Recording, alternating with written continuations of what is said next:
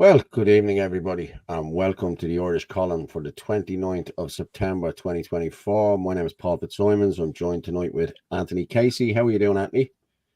Well, how we doing, everybody? Hope everyone is well. No I'm intro all today, doing. Paul. No, straight into it. Sure, I forgot all about the intro. Hey, listen, Like Paul. forgot all about it. I thought, No, you listen, you we'll take a just go break there straight for a into few minutes. it. No, we leave it. We just go straight into it. Now, I actually Yeah, go forgot ahead. all about it there. I'm actually up to my eyes in it here, putting in videos and doing this, that, and the other. I have a few. And we will have Jana Lunden from the Natural Women's Council on in a few minutes. I'm going to run with a couple of her videos now in a couple of minutes. There was an SPHE whistleblower. I don't know whether you've seen the video. Did you see the video? I've watched the whole video. Very good now, I have to say. And Yeah, Janet I will be watched it coming on to myself. talk Yeah, about that. We're going to talk about yeah. Sinn and Adina. And I'm just going to leave Glenn down there for a few minutes there because, as I said, oh, no, I'll bring him up for a minute there. How are you, Glenn? How's things, Right. mate? Good. What I said, Very good. I'm going to do Jana's video there now in a few minutes, and she's going to come on about 9:15. So I'll drop you down there so as we can have her there just to chat herself. You know what I mean? So we're also going to talk about Sinn and Adina, and that's the new incentive Anthony has come up with. You explain it there for a second, Anthony, will you? Oh, Sure. go on, Yeah. go on. Well, you can play the video and it'll explain it. I suppose it says it all really, but am I still coming okay? Clear? Am I? Yeah. You're coming in loud and clear. I'm just going to drop Glenn down there for a minute. Yeah. I'm just going to play the video and then you can come back and talk a bit or two about it. I think we'll have someone on to talk about it later as well, won't we? One of the lads that's part of Yeah. it. We'll touch on it again. We'll touch on Yeah. it again, but we'll play this video here now and we'll come back and talk just for a minute about it. Good morning, everybody. It's Sunday, the 22nd of September. This is Anthony Casey here, Irish Freedom Party South Kildare candidate, host of the A. Casey podcast, co-host of the Irish column. I'm making this video this morning to launch something new, to launch a watchdog tool for communities everywhere across Ireland. This watchdog tool will be called Sinn and Adina. How Sinn and Adina will work. Sinn and Adina will present initially as an X page, a WhatsApp group and a Telegram group, with the sole purpose of giving reliable early access information to any threats in your community. This organisation is a watchdog for communities, and anybody from any background can help. This will not be another WhatsApp chat group. This will not be another X page that's reposting the same videos again. Only the admins will release information when it's verified to share with the community. An example of how Sinn and Adina may work. At the moment, across the road from the Floods Cross site, there are rumours that there's another site being prepared and marked out. If somebody had verified information regarding this, they could reach out to the email address or one of the admins from Sinn and Adina, and once verified, we will publish that early. If there's a crime spree in your local town by a certain minority of people, and certain areas are beginning to be unsafe, Sinn and Adina would flag that also. If there's a current protest in trouble and they needed support, Sinn and Adina would flag that in real time. If the Sinn and Adina banner goes up, all people from all groups can answer the call. We need progressive tools to win this fight. We need early access of information to win this fight. We need deterrence. We need community. We need unity. So see this as an extra tool in the nationalist belt against the fight of the plantation of Ireland. You'll be hearing a lot more about this in the coming few weeks. Well, Anthony, yeah, sounds very good. I have to say, fair play to you. Explain a little bit more there. Yeah. So, am I disappearing? No, you're okay. And there's no ghost there Okay. tonight either. Yeah. So look, basically what it is there's a group of a few admins at the moment who have released an X page and a Telegram group, and really what this will do is it'll serve as two purposes right now, and it could grow.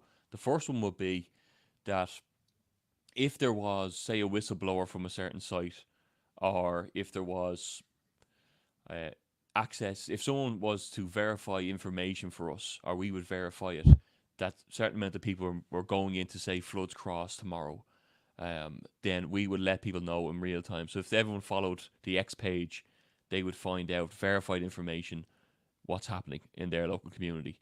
And we invite everybody to contact us if they get wind of anything happening. Once we verify it, we'll put it out to everybody. And the second thing that might follow from that is a call to solidarity.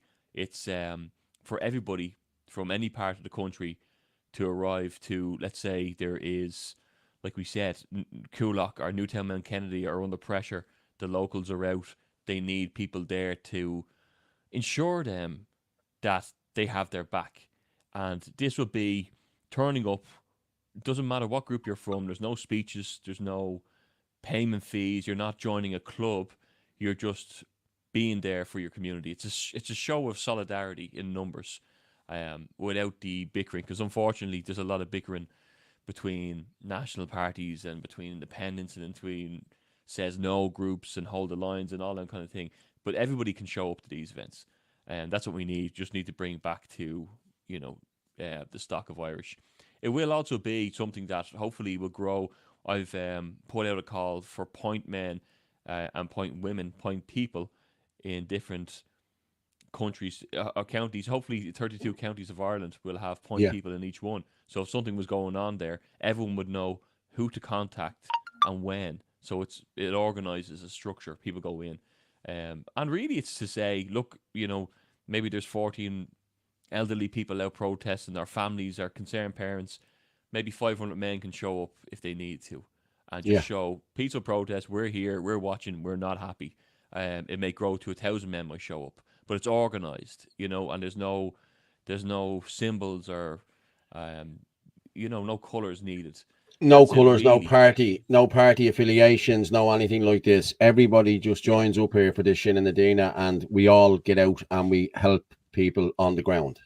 It's organised resistance. Yeah, that's it. It's organised resistance. It's organised unity because we're so splintered at the moment. So that's all it is. And anyone who's listening can follow the Sinn Adina X page and they can email sinnadina@gmail.com if they want to be a point person. I'm looking out for point people at the moment. I already have a few in there today. So if something's happened in Kildare, let's say I'm the point person, Floods Cross, we hear 600 men are going in tomorrow. It would be great. We put out something like, it'd be great if we had 1,000 men in Floods Cross at 7 a.m. in the morning. Let's see if they'll all report to me then. And they'll let me know when they land. We'll get together at 9 o'clock. I'll put that out on the Telegram group and we'll go there. This isn't vigilantism.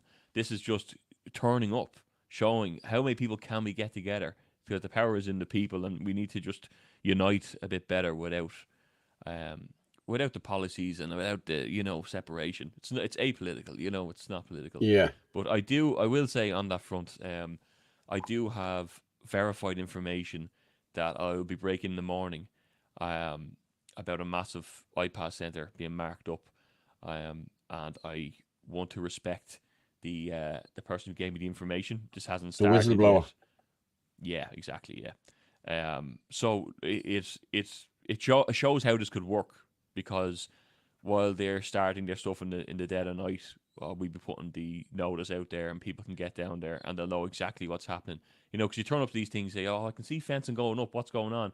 Yeah. But the details, I actually have the full details of how many, whereabouts, when, all of that.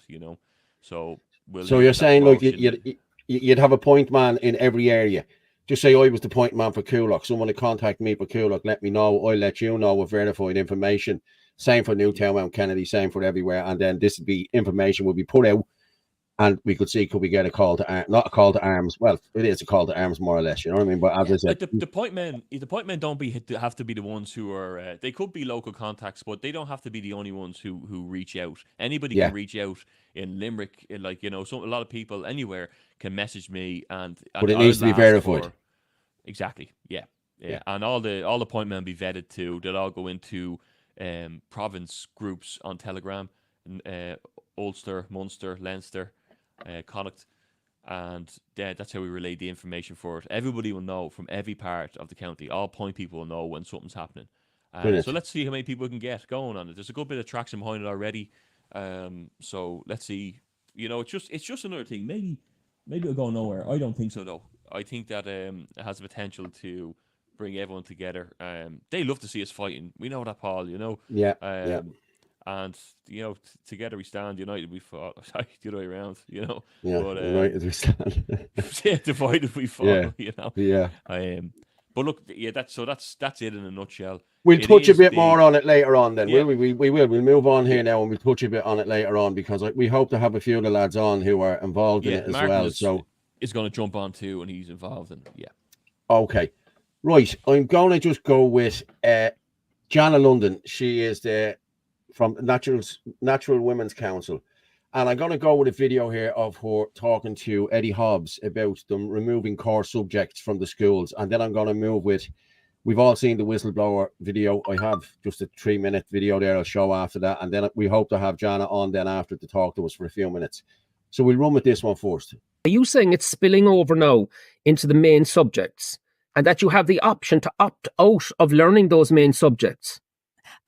Not only opt out of the main subjects, but these are moved in many schools. They're moved to optional. So if I'm a student down in a school, for example, like Lisa's daughter in Waterford, I want to take science. That's optional. That may not be possible. It's not part of the core curriculum. So if we look at what's moving out and what's moving in, what is moving out are the subjects I talked about, like science and geography and business studies and the factual ones, to make room for about 400 hours of this well-being and social justice classes. So the SPHE is one aspect. We also have the political, the CSPE, which teaches things like the climate alarmism, the BLM, all of those things that we haven't really explored. We've been so busy with SPHE, but it's replacing all of the reality with an ideology. But if we look at Delusion. where this, yes. And you mentioned about politics. I want to touch on something really important.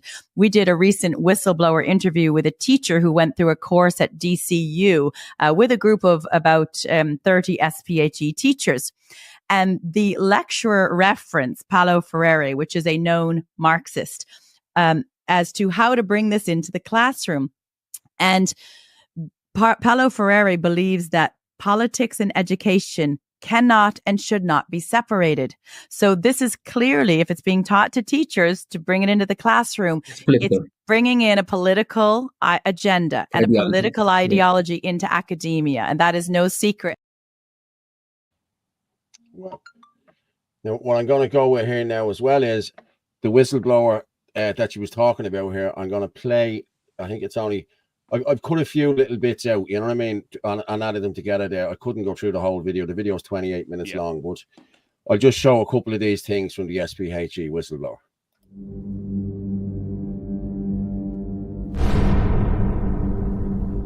I'm calling out parents here. You need to take ownership back of your children. You need to see what is actually going on in schools. The fact that the Department of Education is now buying the textbooks don't go home. Parents can't see them. The fact now that children have to keep their mobile phones out of the classroom. They can't record anything. The fact now that children, and this was instructed under EDA as well as DCU, that you create a safe and inclusive environment for children to ask their questions, to ask their explicit questions, but you insist that you insist in your co-produced ground rules that what is shared in the class stays in the class.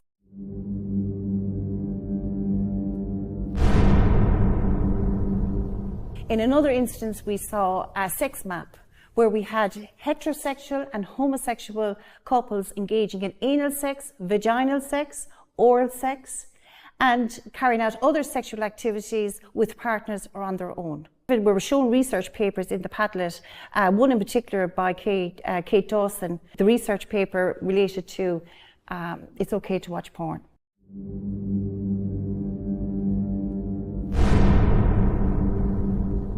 And can you tell us about the training that you received in DCU regarding the teaching of this new curriculum? What was so shocking and what do you feel may have violated the Children First Act? One of the lecturers showed us a video on masturbation. It was an animated female cartoon figure demonstrating masturbation.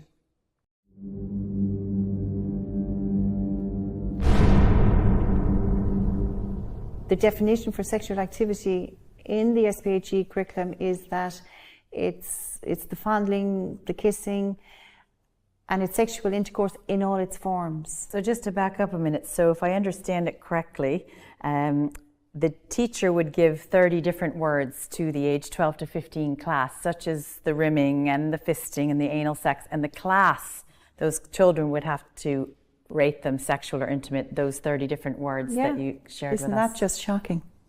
Isn't that just shocking?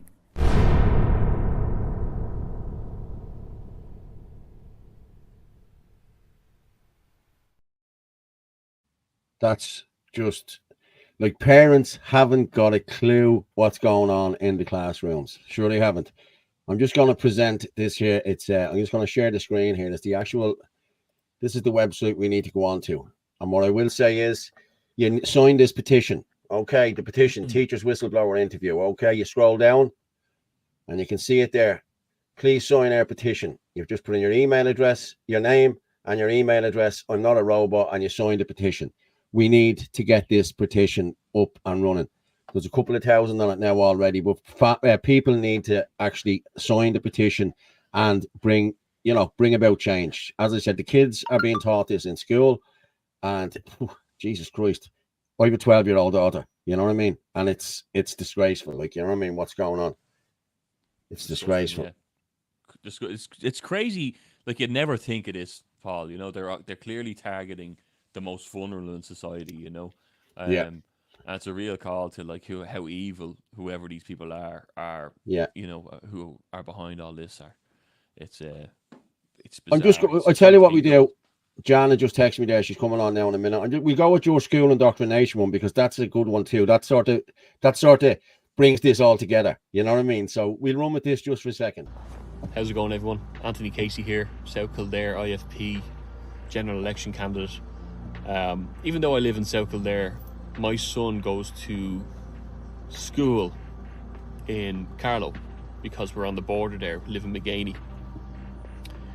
He goes to the Educate Together there, and a couple of things I think are very interesting what's going on there at the moment. A few weeks ago, boxes of books started coming in, and they're LGBTQ plus, all that stuff. It's being, at the moment, it's in a storage room beyond the reception into the right hand side down the hallway. It has not been dispersed out yet, but today alone I was told that they played the UN Sustainable Goals 2030 video and stuck up the sustainability goals on the wall. So this is Agenda 2030 basically, and that's the way they frame it, and they're promoting it to kids as young as 10 and 11 years old at least. That's verified information there. So this needs to be pushed back against. I think it's a disgrace, this wokeness creeping into schools. It's the same school that during the pandemic a teacher told 7-year-olds that they should get their vaccine, and that she was sick from COVID because not all kids had their vaccine. So I think a massive pushback has to go against this indoctrinating of the kids. Thanks all. It's crazy, isn't it?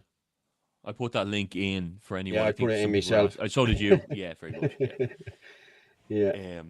Yeah, no, it is. It's bizarre stuff. But you can see people are obviously quite upset about it. The funny thing is, I got messages after that video put out, and people from Selbridge and all over saying this is also going on in my school. I had my Kildare Come On meeting last Thursday, and people were saying that they had also sent emails to their school over this kind of thing, and they're getting no responses. The principals aren't answering. They don't care. You know, they think these are the crazy hillbilly parents from the old world, you know, who are writing in about this stuff. And it's bizarre to me. You know, when you see youngish men and women coming straight out of college, you know, straight out of education system into the teacher role, the young kids, and they're just completely indoctrinated by all this stuff. They just cannot see the bigger picture. It's bizarre. I said to my son, like, I was going to say, you should ask him, is this not Agenda 2030, and see what he says. See if a penny drops even.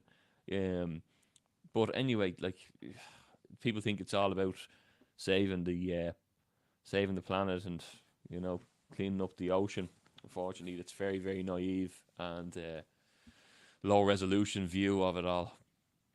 But when you try to speak up about it, you're mental. People tell you you're mental. And like we all know, this trans ideology is it's a mental illness. Like these people need to be helped more so than, pushed. You know what I mean? And it's gone beyond the joke. I was in a school now the other night. There's a school beside us now that my daughter was, we were overlooking at it the other night, and they fly this transgender flag, this rainbow flag and all inclusivity and all of this bullshit. Like, you know what I mean?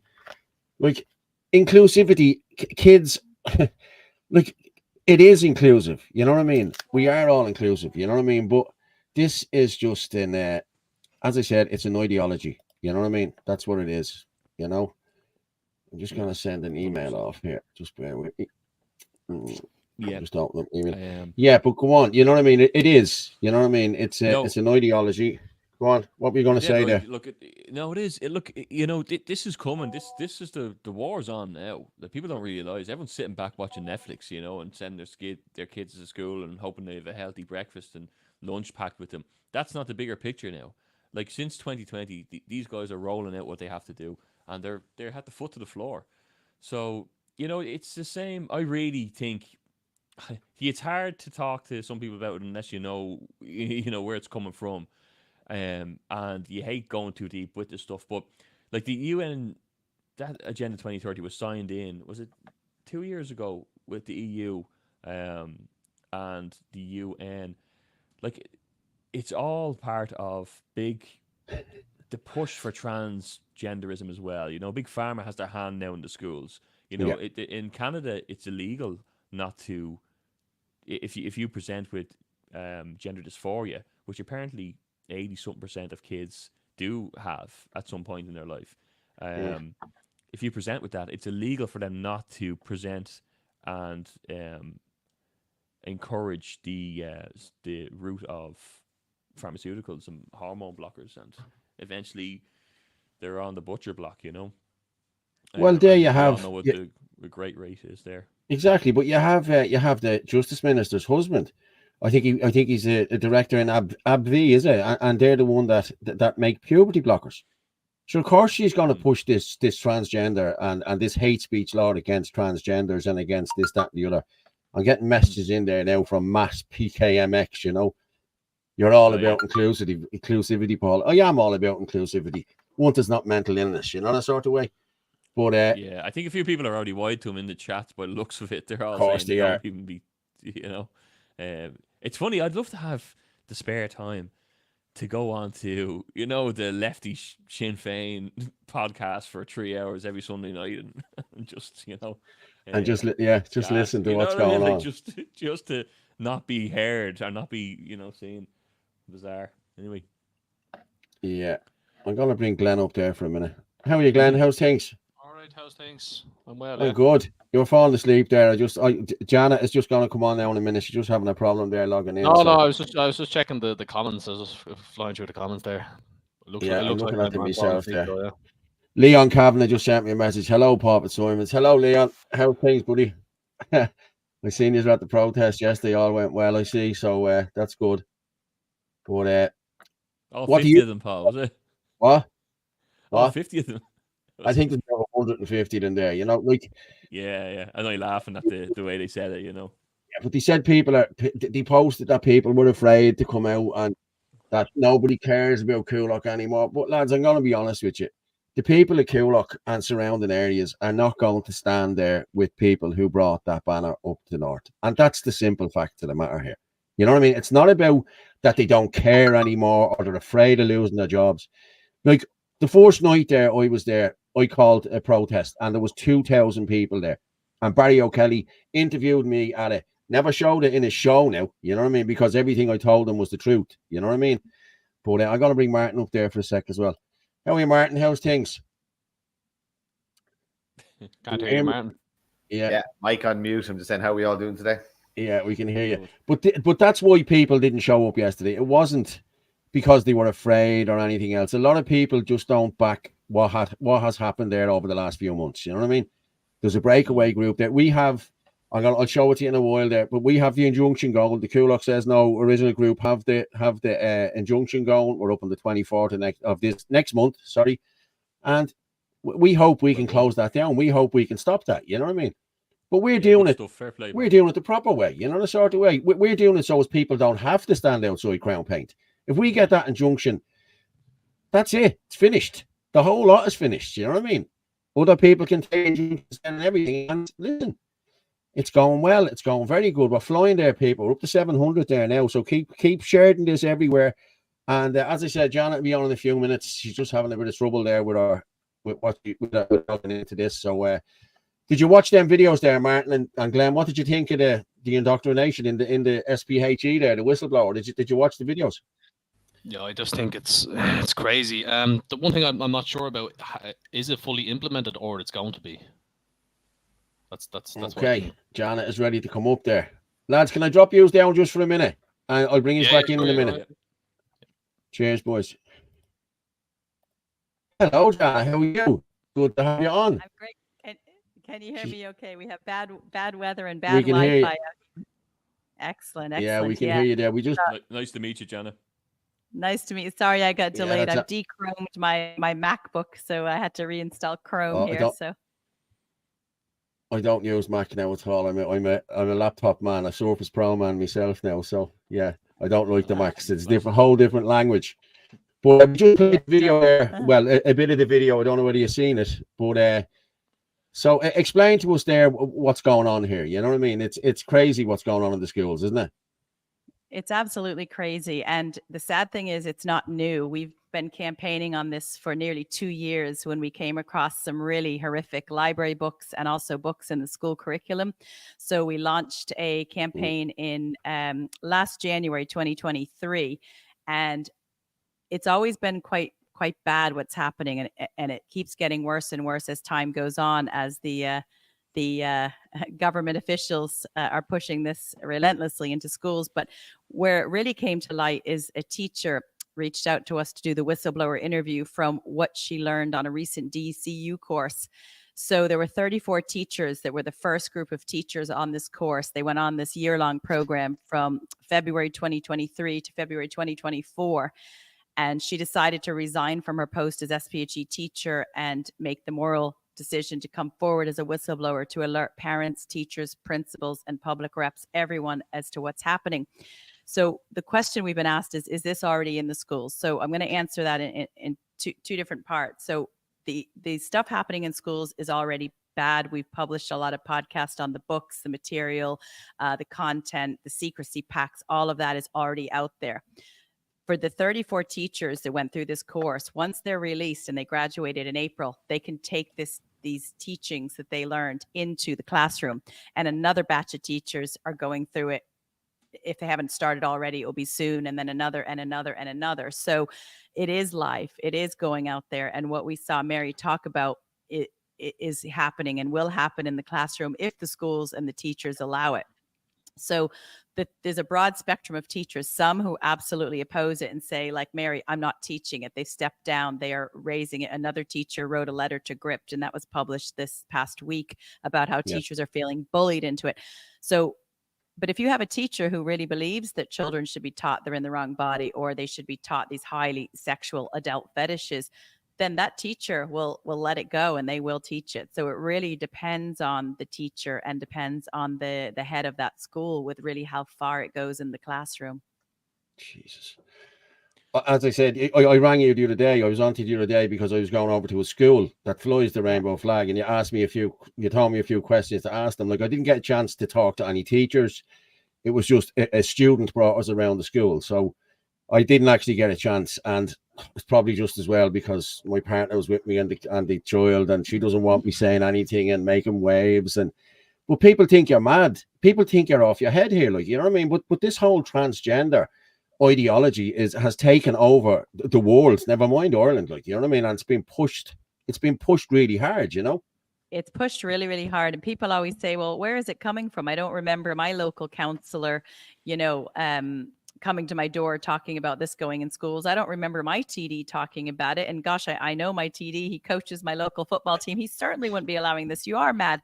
And so we actually, a few of us walk around with these books in our rucksack. And when we're going into cafes or mummy coffee mornings or talking to parents and they say, you're mad, that's not happening, I say, let me get one of those books and I'll show you, because they really need that evidence. They actually think you're mad because it is so unbelievable. Yeah, I saw you last year. Oh, sorry, Anthony. Go on. Yeah, just Harry, Jana, just why are there so few whistleblowers, from these teachers? Like, it makes me, I don't know if we were talking about the video I put up also about this happening in my son's class, but these teachers really believe, they really just don't see it at all. Like, they're fresh out of college, they're going into these primary schools. They're so passionate about this sustainable goals and about this progressive, tell kids everything, and they're not seeing any logical sense that kids should never see these images. But like, why are there so few people? Like, what is this mass indoctrination compliance? Yeah, I think there's compliance for a few reasons. One is, I think some people really don't see the sinister side of it. So we all know, well, many of your viewers may know, because you probably have a crowd who's quite awake to this and who follow you, who are on the truth side. Yeah. They don't know that the Sustainable Development Goals, they don't know that the devil's in the detail. When I say the devil is in the detail, it is the devil. They see that lovely little primary color wheel in their local biodiversity garden in the park and think, oh, it's all about clean air and keeping the bees alive. Isn't it great?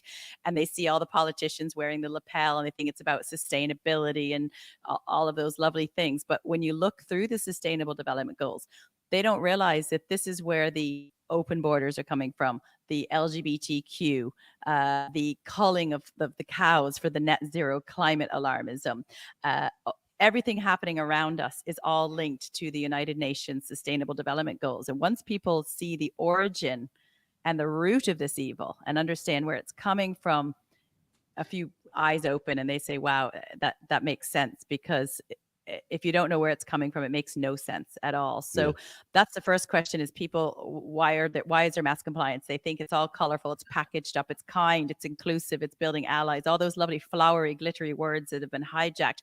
But then the second thing is, the universities have been captured. So we know from the whistleblower interview we did, and remember, that was a year-long course. We spent many, many hours and many evenings with this teacher and with our team to look at how are we going to unpack this and make sense of it. So people only saw a snapshot. There's stuff on there that is just as bad that we just had to keep to 30 minutes, but more and more will come out. We're going to do another deep dive into it for people.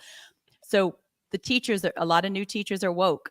A lot of people going through academia, those fresh out of college, they have been indoctrinated through the school system, through the university. So when they get out, they think it's just progressive, and it's just wonderful that people are learning how to be, sexual beings at age 12 and free themselves. And as long as there's consent, it doesn't matter how old you are. As long as sex feels good, it doesn't matter if it's with someone you love or with an adult if you're a child. There's people that really have been programmed to believe that this revolution is a good thing, this open sexual revolution, and that children should be able to be sexual beings. So the WHO document says that children should be taught about their first sexual experience at age 9. I have a 9-year-old girl, and I look at my 9-year-old girl and think, there's no way she should be having sex.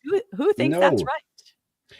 But you look, when you look, to what end, Like, when you look at the politicians there, you look at who we have there, Roderick O'Gorman, who is friends with Peter Tatchell, who advocates for sex with children under 9 years of age. You know what I mean? Mm-hmm. It's just crazy. Like, he's in pictures with this man, and he's the man that's bringing in the open borders, and he's the man that's the trans stuff in the schools and the whole lot. He's opening the schools and saying inclusivity and everything else. It's just ridiculous, like, and people need to wake up to this. Really, they really do. And Norma Foley as well. I mean, Roderick O'Gorman. I mean, we talk about a minister for children who wanted to, erase mother, who thinks that highly sexual content in libraries is okay. Who we had a group of parents and retired teachers and principals met with him because they're in his constituency, and flagged this horrific content to him directly. And his response was something along the lines of, in a very stoic manner. It didn't shock him, the content. He just said, I wish I was taught more about anal sex when I was 12. Jesus Christ. That's our minister for children. And Norma Foley is also, she needs to resign. She is saying that she doesn't have any visibility of the material. And she's saying that the Department of Education don't sign off on it or endorse it. So if you run a department, if anyone listening who works in a company or anyone who works in a laboratory or anything with quality control, the director and the top person is where the buck stops with. They are accountable. So for Norma Foley to say, those books aren't anything I've approved, go to the NCCA. We've gone to the NCCA who design the curriculum, and they say, well, it's the publishers who put out the books. Go to the publishers. So you're telling me, Norma Foley, that a publisher could go completely rogue and put something in my children's school book without any sign off from Norma Foley or the state? I mean, that's just insanity. Doesn't make sense at all. Yeah. Go on, Anthony. You were going to say something there. Yeah, sorry, Paul. I often just wonder, sometimes you think, to what end? Why would they target the most vulnerable in society? And with this specific, so crude imagery, trying to almost take away their innocence. And you kind of hit it there, that the devil's in the detail. One of the reasons just has to be just to spread evil. There's so many pedophiles. Recently, this whole documentary about the, what was it called? About the child trafficking. Sound of Freedom. Sound of Freedom, yeah. And that really opened my eyes to like the brutality and, how, I guess I was ignorant to it for the last few years of how much this was big business to people. It is. And It's who huge was money. involved in it.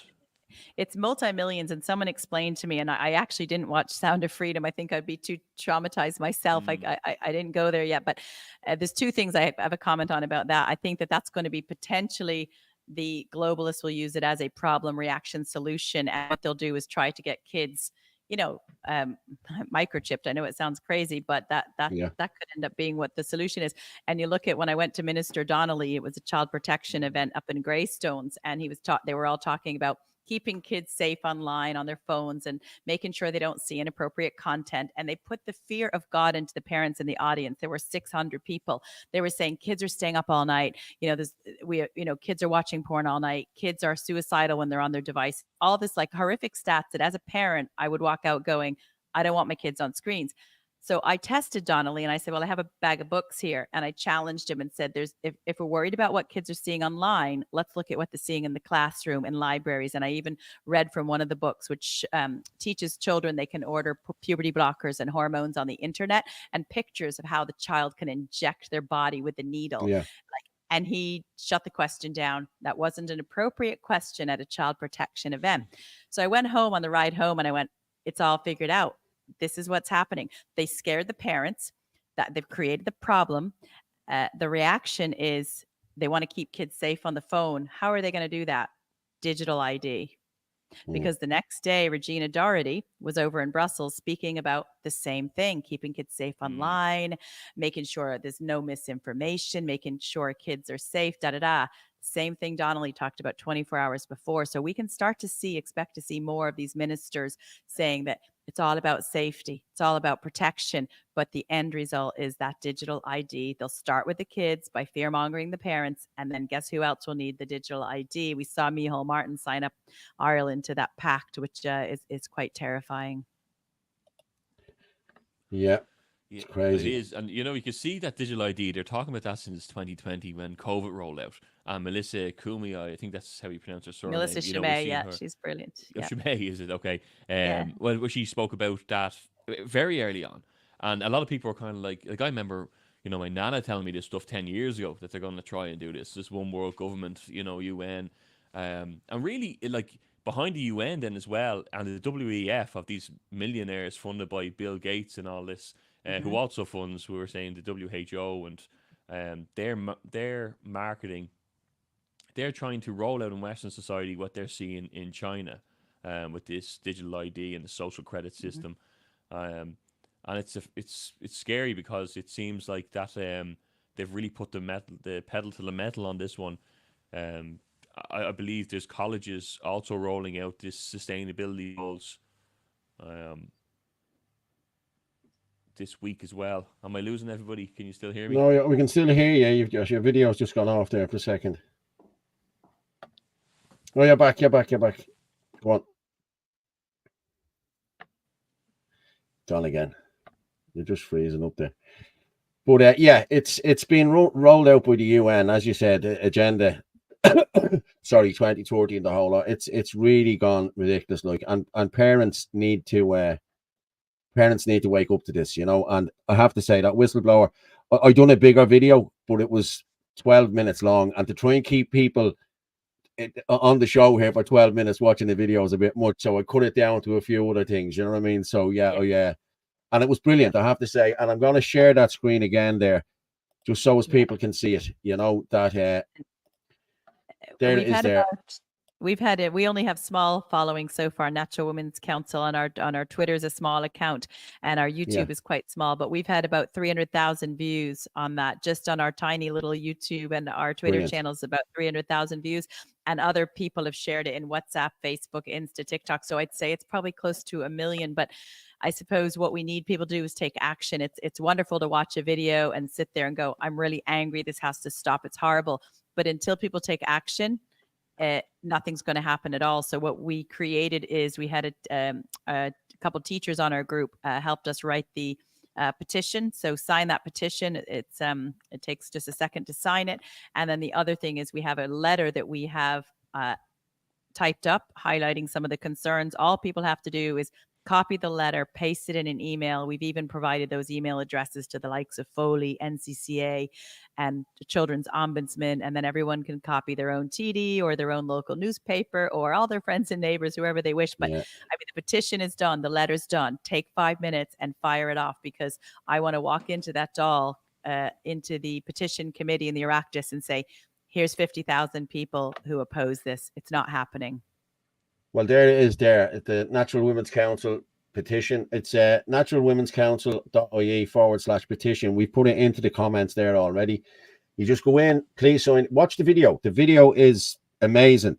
And you can see by this, Joan, well done, Jana. We need more like you bringing this to the public's attention. People need to wobble their head letting this happen. It's grooming. Thank you very much, Joan. We know who Joan is, don't we, Jana? She's both their friends. It is grooming. Absolutely. That's exactly what it is. If you look at the Children First Act, it is showing inappropriate material to children is a process done by the perpetrator of grooming. So yes, this is grooming kids. So all you do, you sign your net, you put your name in there. I done it on as soon as I watched the video. Just put in your name, your email address. I'm not a robot. Enter. That's it. It's done. And as you said, I've been looking at the letters there. There's PDFs and everything made up there for you. You don't have to do anything yourself. It's all printed for you. You just put in the name of the teacher or the school or whoever you're going to send it to. Change the name to yourself.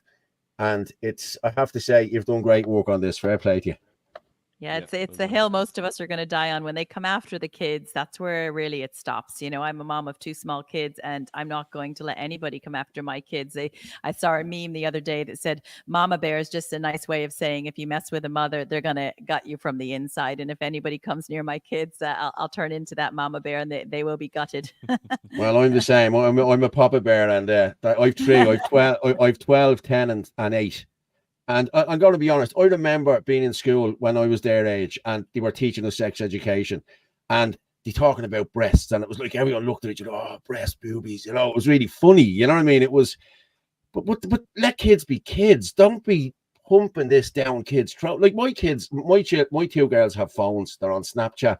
But what I will say about that Snapchat as well, years ago, pedophiles used to have to go around taking pictures out of the back of vans, you know, looking at playgrounds and, oh, we'll get that child tomorrow, or we'll do this. Now they only have to go on to Snapchat, and they know where the child is anytime. And don't tell me for a minute that they haven't got access to where kids are. You know what I mean? Because look, you have Meta, you have Facebook. They're all owned by the same company. You know what I mean? And Zuckerberg is a bit of a weirdo as well. You know what I mean? He's not blocking anyone talking about pedophilia, but he'll block you talking about COVID. He'll block you talking about transgenderism. But he won't talk, you know, there's pedophiles all over that site, you know what I mean? All over that Facebook, and nobody says anything wrong to them. You know, it's gone ridiculous, like. Yep. And Ireland is as bad. Ireland had, if you remember, our own little company here that was getting paid 8,600 a month of our public funds. It was called Kinsin. It was run by Anya Kerr and Mark Little, and they were getting 8,600 a month to censor people who spoke up against the COVID. And there's other companies that I'm sure our government are paying for surveillance, counterterrorism groups and groups that like the ISD, where Aoife Gallagher works. I mean, the ISD is funded by George Soros Open Society. And Aoife Anthony knows. Gallagher spying. Anthony knows who ISD is, don't you, Anthony? I'm going to just bring in yeah. Martin for a sec. I think Martin wants to ask you something. Will I bring you in there, Martin, just for a sec? How are you, Martin? How's things? Do you want to come in for a second? Do you want Paul or Anthony? Have you ever seen me shy? No. Yeah, Are you shy now? I'm going to be a bit shy now, yeah. I'm a lucky woman being on here with three nice lads tonight. It's great. Another one came on. It's great to actually talk to you in person. The work you do is absolutely fantastic. I've actually read the UN documents where all of this spawns from. And if anybody you can easily download them. Now it takes a while to get through it, but if you can see the categories, people can see the categories of how this is broken down to, and the separate age groups that this is broken down to, and the stuff that they want to promote into society. And this is all across the Western world. This isn't just Ireland. This is a plan from the evil powers that be, or the nefarious institutions, whatever we want to call them. But this is the end goal, is to normalize pedophilia. There's no other explanation for this, and it's probably to save the skins of the people on top, because they all seem to be. I don't know whether that's how you get to the top, or is it just a sickness in these people who climb to the top? I don't know, but I truly believe it is to normalize it, because I think there's a lot of stuff that will come out in the near future. We see it happening over with Absolutely. They're trying to lower age of consent, and one of the books has about 7 or 8 pages written by a teacher who was at the event I went to the other night, Owen Cleary, and the book has 7 or 8 pages of masturbation. And I went home and said, why are they so hellbent? Why are they so obsessed with teaching children about masturbation? I can't figure this out. And then I had a light bulb moment the other day, and I thought, what they're trying to do, because in that book it says on one of the chapters, congratulations, you're now a sexual being. So they're telling children they are a sexual being. They want to teach them masturbation because what they want them to do is start to explore and touch themselves. The WHO document wants to teach masturbation for age 4, because then they'll say, oh, that feels good. And then all of a sudden masturbation feels good. Oh, they'll realize sex feels good. And then they lower the age of consent. So if they teach a child that if you consent and if it feels good, it's okay. So absolutely, I have hand on heart, no doubt in my mind that they want to legalize and normalize pedophilia. 100%. That is definitely they're the even end using goal. the words, the minor attracted people. They're trying to make it sound like a softer word. These new terminologies of this world, and I think it lends to that as well. Look, we're what Paul was saying there about the camera phones. We're in a different world than we've ever been with technology. And people have more photographs even of their kids on their Facebook all the time. Like, you recognize kids going to town now that you've never met before, because people are putting them out so much. It's a scary thing. But it adds to the sleep around trends that colleges are going through. All of these things are all combining now, and I think they've seen how compliant people can be, unfortunately, over the last 5 years, and how brainwashed they can be if they put enough money behind it. And now they're happy to put the foot down. Do you know what isn't being taught? Yeah, sorry. Do you know what isn't being taught? Sorry, Anthony, for cutting across here. Just do you know what isn't being taught in schools? Love. Yeah. Love and marriage were removed. Love and marriage, relationship, friendship. It's all taken out. I mean, your spouse is your best friend. That's the reality of what your spouse is like. You know what I mean? If you're lucky enough to be able to be in a long-term relationship, that's your best friend, and none of that is talked about. Nothing is taught. Nothing is taught about the challenges of life. That relationships are hard, and they take work, and there's ups and downs, and it's like a roller coaster. And you throw some kids in on top of it, and bills and stuff like that. And life is hard, and that's we're teaching kids to play with themselves, as opposed to actually playing with each other and having the crack. But enjoying first of all, enjoying your childhood, and then preparing them for the challenges that are adulthood, because adulthood isn't easy. Relationships are not easy, but again, it all ties into the long-term plan. They don't want people in relationships. They don't want polygamous marriages. They don't want children. They don't want families. The nuclear family.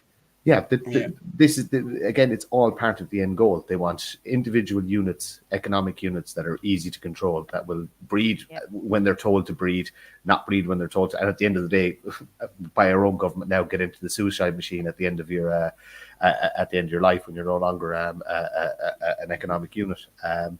We really need to start pushing back harder against this and making people more aware, because look, do you know what I mean? I'm the sado that'll read a UN, an 80-page UN document, but there aren't that many people willing to put the time and effort into it. And I suppose we need to start breaking these things down into little snippets, into little 10-point bulletins, to be actually able to put out. This is what, like, nobody knows that Micheál Martin has agreed to. I haven't even got through all that document yet. Last week, you know what I mean? What the hell did he agree to? What did he sign us up to? There's too much information there. It takes hours to go through it. So I think we need, as you know what I mean, as all of us together, as Natural Women's Council, us as nationalists, just to start doing that, breaking everything down into real simple bullet points, and just basically flashing them out there, throwing them out there all the time, throwing them up in videos like you do, Paul. But this information that is coming through the UN, the WHO, and the EU, it's too big and too complex for people to be able to digest. So I think the onus is on us to actually break it down into little bite-sized pieces for people. Do you know Micheál Martin did this? Do you know that the school curriculum is coming from a WHO and WEF and UN document? You know what I mean? I really think that's the best way forward. Just make it as accessible as possible to people. Yeah, and I think it's about connecting the dots, because I know, like, I've campaigned against the reckless open borders, which I oppose, and Thornton Hall is not far away from me. I did a few live meetings on that, and campaigned against COVID and lockdowns and masks and vax passes and everything else that's all connected. But I think where people in Ireland, from the people I talk to, they struggle to connect the dots. So what I'm trying to help people do is to say, the same people who are driving the curriculum are flooding the borders, who mandated the lockdowns, who are cost of living crisis, housing crisis. When they start to realize that it's not different people doing all this, it's actually the same people, you get a lot of, that makes sense. So it's about connecting the dots. And not everyone's going to agree on all of the issues, and, groupthink isn't needed. But out of the 10 different issues happening in Ireland at the moment, I'm sure everybody's upset with at least one of them. So it's about finding the common ground and saying the same people are driving all of these 10 things. Yeah. It's hard, and that's why we're running that for election there. That's me. I'm running in Dublin Bay North for the Irish, and so is Anthony. He's running in Kildare. Martin's not, but he's a great man to have on our side. He's the man that does all the research and lets us know what's going on. And we're the men that come out and tell people what's going on, So it's brilliant. Like, it really is. You know what I mean? Even this is massive. We're so glad you came on, because it is making people aware. And that joining the dots, you said, you're 100% correct in saying that it's all the same people. And it's really hard to say that to people, though, who are completely blind to this. And people still are blind to this. I spoke to a nurse this week, and she was still completely convinced that COVID was, the vaccines was a complete success, and that we should all be still taking them, and all this kind of thing. Like a young woman, a bright woman, and I just baffled me. But to even start to explain, I start talking about, but you saw, then Pfizer speaking in the parliament in Brussels, saying that, it never stopped transmission or never stopped symptoms. There's no studies to support that at all. And that the court cases, the X-Files court cases, and Anthony Fauci and no, didn't know any of this stuff. The excess bits, I hadn't heard any of it. She goes, to be honest, I don't really listen to RT in the news. I said, well, you won't find it there anyway. But you have to kind of hold people's hand to join them dots, because there's so many, we're fighting on so many fronts. Like that kind of presentation is only going to be found for the likes of us who are already aware of it and know what to be looking for. So I do hope that we can find a good way as well to, and I know you're doing a lot of work on this lately. You're trying to join in dots for people, and you can't tackle everything. So I know it's great that if you focus and narrow down on this, because I think I try to stay in my lane a little bit, but I do dip into many other issues, because my kids were affected by the lockdown, school closures, vax passes. We had to eat outside for a year and a half on a cold bench. I mean, we suffered through all of that because we just said no, we don't comply. So I think the best thing to do, people always say, well, what can I do? I can't hit the street with leaflets, or I can't do a big live event, or I can't go on the radio. Both parents are working because of this cost of living thing. And I always say that you should never underestimate the power of one conversation. So a lot of times the magic happens when you're in the queue at the food shop, or you're at the barber shop. And last year we were campaigning against this curriculum, and I was in a barber shop, and there were 5 mommies there with their little boys, and I'm like, that's it. I gotta have a chat. And I just said, that's it. It's coming out now. And I just, what do you think about what's coming in the schools? And they're like, what? I'm like, oh, you haven't heard? And I start to say, the genderbread person, where they're going to teach our kids they can be a boy, girl, neither, or both. And I kind of say it like I'm shocked, and I have only just found this out. I kind of have to put on a surprise face. By the end of it, those 5 moms said, can you bring leaflets to come to my school gate? They completely were opposed to it once they knew it was happening. So it's those little chats you got to have.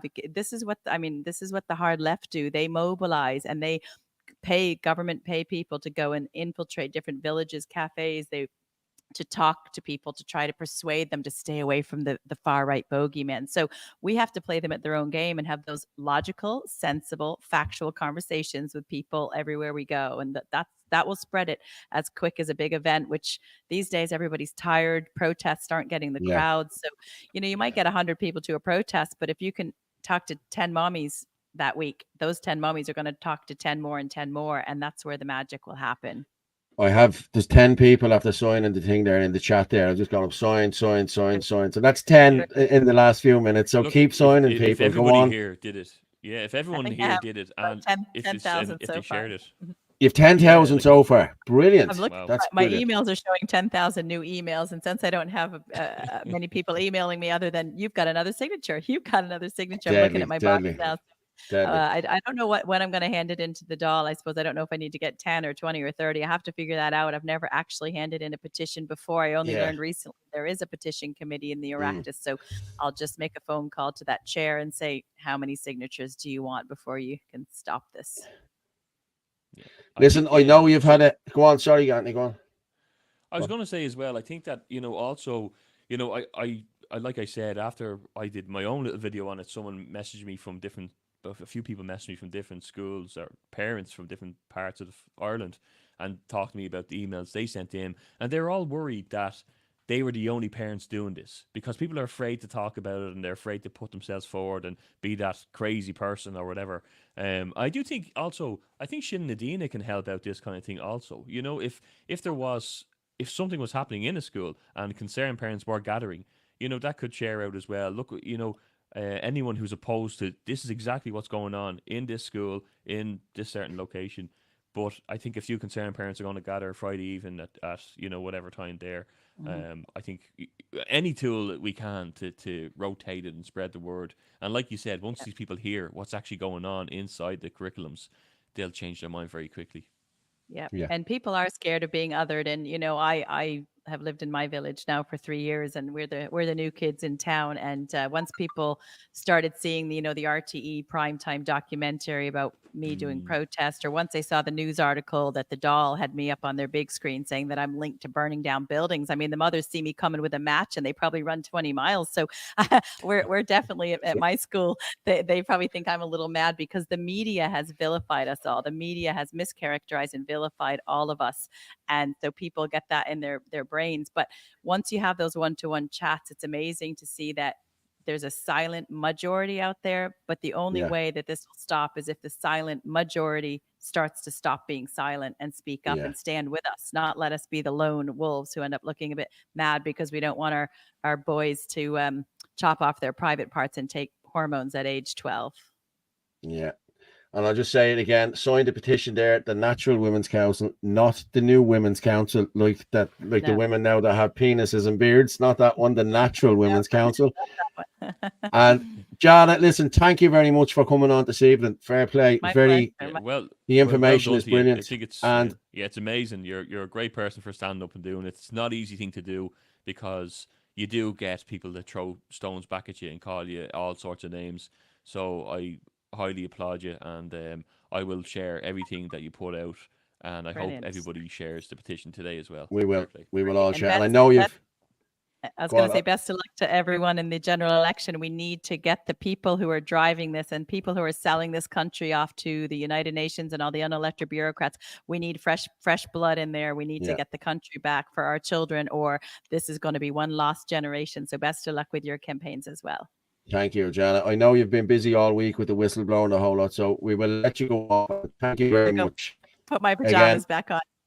Thank you, Jana Lunden from the Natural Women's Council. Good night, Jana. Thank you. Bye bye. Good night. Thanks. Bye bye. Lovely lady, I have to say. Lovely lady. I'm going to bring the two boys in now. How is the young guys? Glenn, I know you were bored sitting there and the whole lot, so. No, I was enjoying the chat. I was getting the petition out. It was nice to get her on there. Yeah. We're getting a lot of signs there. You know what I mean? Hi, Paul, and everyone in the chat.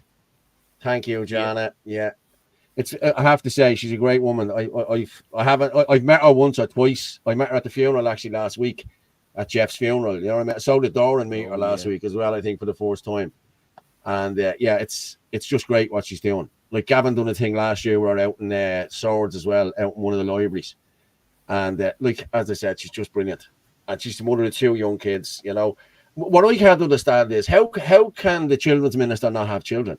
You know, how can the health minister or the health minister not be a doctor? I think this is the way this should go. You know what I mean? You should have some sort of background in it. You know what I mean? You know, and the reason I think it is because if you put an education minister in there that has children, they'll start thinking, oh, well, I need a few, like women need a few days off. You know what I mean? Teachers need a few days off. Whereas you put someone in that has no kids, they don't give a shit about women, you know? And that's my opinion on it, you know? Yeah, I think that the last time we put a doctor as our minister of Okay, I'll put my hand up there. Yeah, he was shit. Yeah, he was shit. Rivey, wasn't it? Wait, can I be heard? Can you hear me? Yeah, go on. Sorry, I was gonna say the last time we had a minister of health in Ireland as a doctor, I think he actually got rid of tuberculosis in the country. So yeah, it is beneficial to have them. Yeah, but now tuberculosis is back with all the migrants coming in. Oh yeah, yeah. I heard about that. And like tuberculosis is one of the biggest killers in the world. I think there's something like, is it 800 or 80,000? I think I heard Dolores Cal talking about this last year, that it kills nearly 800,000 people a year, tuberculosis. So that's a pandemic in itself. That's a pandemic in itself. You know, tell you what, I'm going to take a couple of videos to go through here because I just had to let Jana keep talking there because she's just brilliant at what she does. She's brilliant. Yeah, she's absolutely fantastic. I'm gonna get rid of that one. That's that one gone.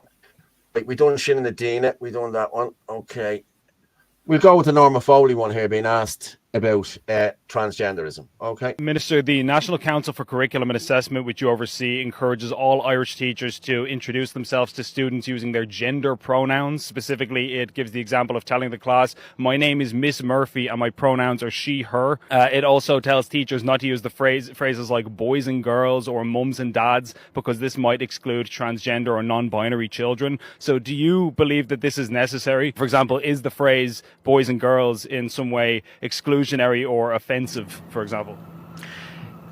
Look, I would have to say to you, in terms of phraseology in classrooms, I understand, for example, mums and dads are oftentimes used, but also today people use guardians. Oftentimes we've come across circumstances that, no two families are the same. Some children are raised by their grandparents, others are raised in different contexts. So there is a mindfulness around language. I have not come across anything other than, somebody being introduced.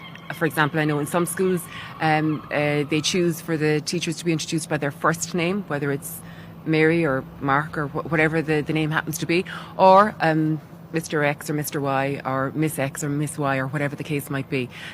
So boards of management make their own decisions as regards how they would like their schools to operate. Some of them like the informality of referring to them by their first names. Others prefer that they would use the titles. It's a matter for the board of management to decide how they would run their own schools. But the NCCA, which again you oversee, officially recommends that teachers introduce themselves using their gender pronouns. So it's of course it's up to the school, but still that's the advice that's coming from the state teaching bodies. Do you have a view on that? Do you support that? Well, again, as I've said to you, you know, and you've said they're issuing advisory there. You know, boards of management ultimately make the decisions as regards the running of the schools, the employment of the staff in the schools, and indeed how they will be addressed. That has always been the case, and that will continue to be the case. But this is about the appropriateness of the advice, though. As I said, the boards of management will make the decisions as regards how they will run their schools, and each individual board of management has the opportunity to choose for themselves. So you agree with the advice? You think it's a good idea? Jesus Christ! She's dodging the question. So she talk about the I have encouragement. I have a thing that, hi Paul from DMAC. Hi Paul, I'm thinking of running in general election 2024. I could run as an independent or I could run for your party. Where about Daoine? Oh, she's in Balbriggan. I think we already have somebody running in Balbriggan, haven't we, Glenn? I think we have. He just missed out on a councillor seat as well, I think, there in the last elections. But listen, I'll have a chat with you later. That's no problem. I'll reach out to you later on and I will have a chat with you.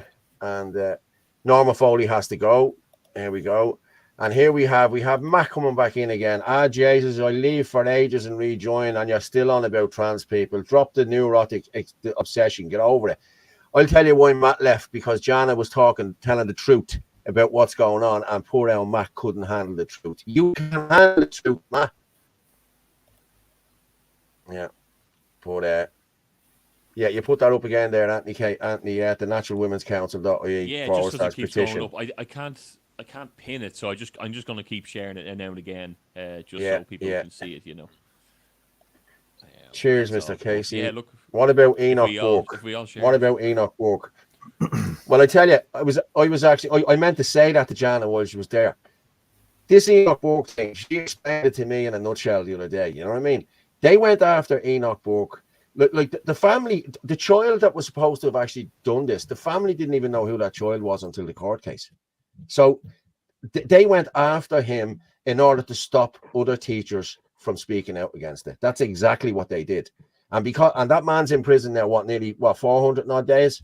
That's why they did it. And that's why a lot of teachers won't come out and, won't talk about it, But I think we go with another video. I have to go with Gavin. Pepper's Parrots. Have you seen it, lads? No? I'll go with this. How are you folks? Councillor Gavin Pepper here, and we hear that Beggars Bush Court. Oh, and look, the rich pays off. No illegal migrants here anymore. Now Sinn Féin's Mary Lewis jumping on the Pepper's Parrots bandwagon and saying that we don't want illegal immigrants in working class areas. We've been saying that for 2 years. I called out, met a family last week struggling as their carers payment was cut, lowered down. And I said we should abolish the means test system. And all of a sudden Sinn Féin at the Ardfesh, oh, we want that too. Just like Denise Mitchell of Sinn Féin done a video after me when I called out Belmain Court. What have you got to say about that? Is that parroting the people. And this is happening all over Europe. Ireland's full, we have no room. We should be helping our own people who are struggling.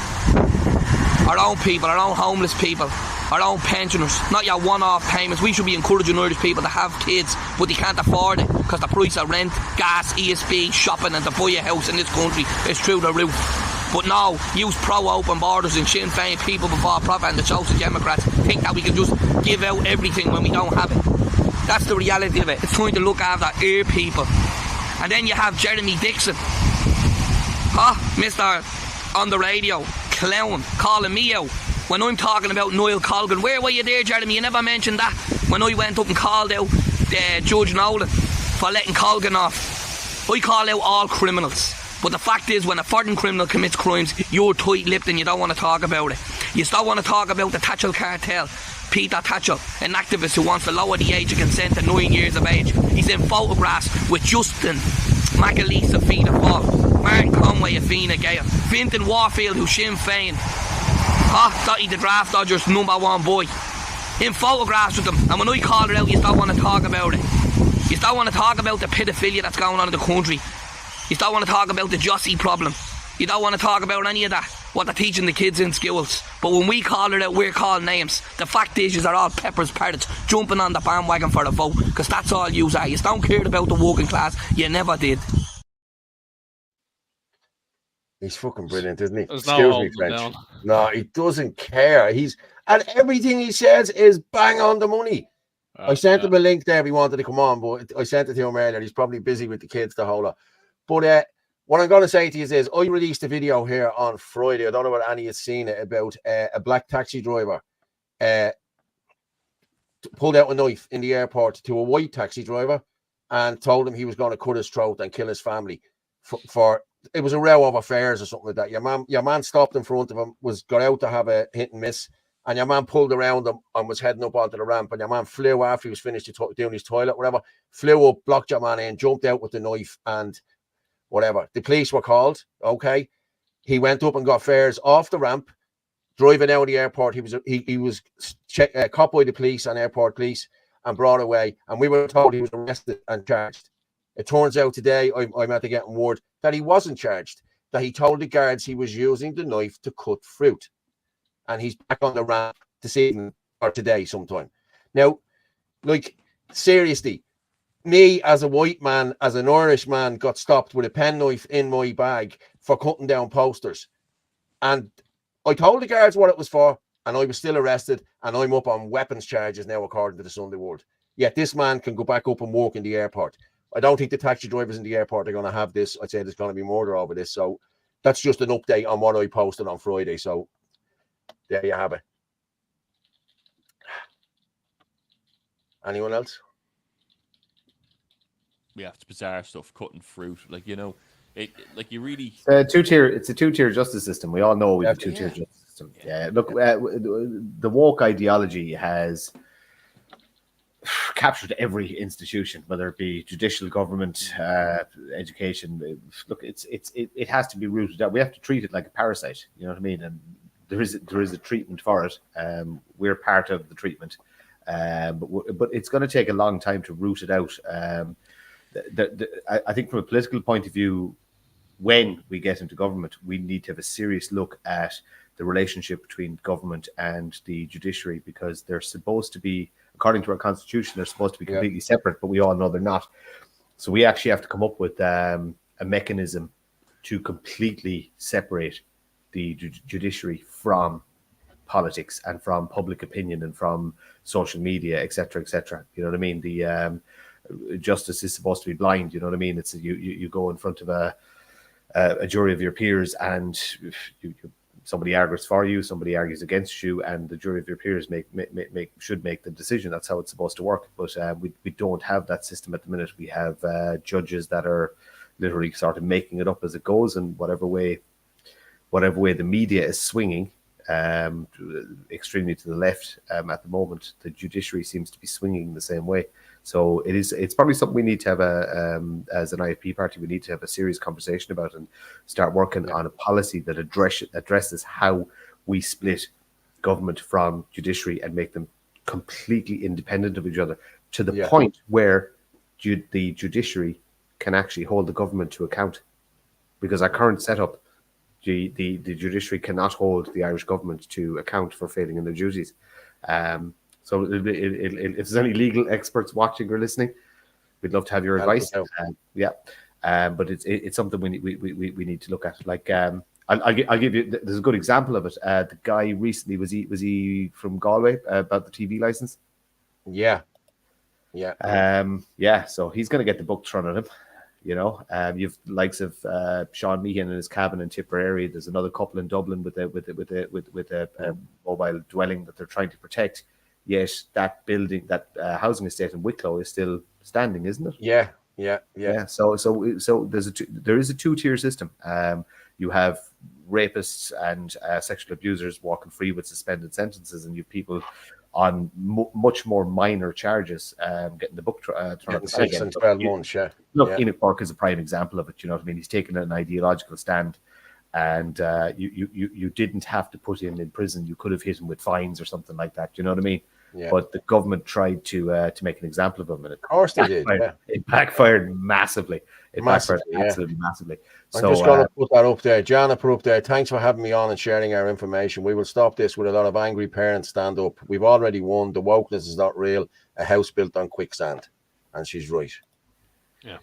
And then there we are. We have PKM there, Natural Women's Council. Wokeness is not real. Yes, because it's a word you made up and can't define. I sent him the Paul, go down in the chat. I sent him the link to Webster's dictionary with the actual definition of woke. Yeah, and it was devised by the left in order to wake up to the social injustice of the world. It wasn't devised by right-wing people at all. Yeah. So yeah.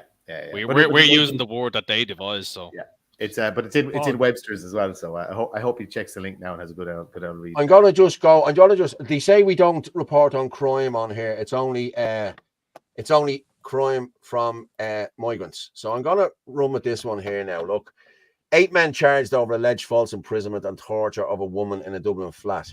Now, Jesus Christ, I got a bit of stick over this on Friday off the lefties, the usual shit you get on Twitter. You didn't report on this. You didn't say it because I knew nothing about it. I knew what had happened, but I didn't know nothing. You know what I mean? So here we are now. I said I'll read it out there now. 8 men have been charged over alleged false imprisonment of a woman in a Dublin flat. An 8th man has been charged and will appear in court with false imprisonment and assault of a woman who was allegedly held against her will and tortured over an hour in the Dublin apartment. The alleged victim remains in hospital where she is recovering from injuries with multiple broken bones, burn marks, lacerations, and stab wounds. Jesus. She was allegedly badly beaten, scalded, stabbed. And Gardaí seized a number of items from the scene, including deodorant can and light. Obviously, they were burning her with the deodorant can, you know. She was heavily bleeding when Gardaí raided the apartment at 7 p.m. towards the night. It is alleged the incident was filmed on a mobile phone. Oh, my God. Now, these guys were from Finglas and Ballymun. They weren't, as I said, migrants or anything like that. So here we are reporting on it. 6 adult men, 1 juvenile appeared in the district court. And there's their names there. The accused are Sean Conroy, Salog Road, Mark McMahon, Mark Keogh, Keane Walsh, Henrietta House, Javin Talbot, and a 16-year-old boy who cannot be identified. That is horrendous. He should be tried as an adult, that 16-year-old lad. Yeah. But apparently it was over drugs or a drug debt or something like that. I don't know everything about it, but here you are. We've reported on it here now tonight. And Jesus Christ, that is just horrendous, isn't it? I'm going to bring up our other friend here now. Hello, Miss Donahue. How are you? Donahue, how are you? How's things? Hi, guys. How are you? Good. I knew you were coming on at 10 o'clock, around 10ish. Did you listen to Jana? She was very good, wasn't she? She was brilliant. Absolutely brilliant. I had the pleasure of meeting her at the protest in May up in Dublin. And she's fantastic. She's a lady and doing incredible work. Yeah.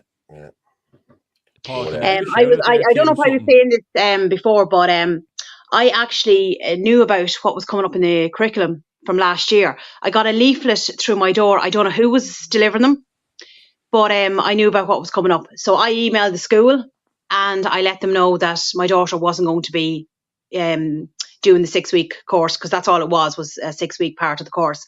And you see, they have a great way of catching parents, because you're pretty much told, yeah, that's absolutely fine. They don't have to do it, but you have to take the child out of the class. Now, what happens with working parents? Like, they're not going to be able to come and pick up their child for that 40 minutes and then drop them back to the school. Do you know what I mean? So they're going to catch a lot of people like that, you know? So, yeah. It's crazy, isn't it? It's crazy. What were you going to say there, Anthony?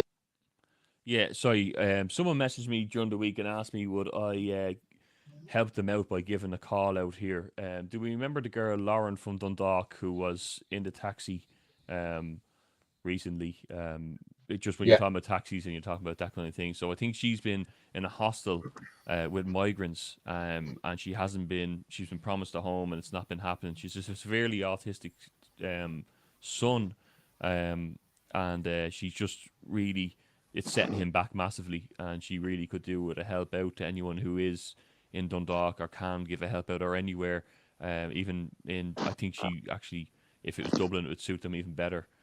So I said I would give that shout out there to, if anyone's listening or listening back, they can get in touch with myself and I can put them through to get in contact with her if they can provide a bit of shelter or a bit of help or guidance.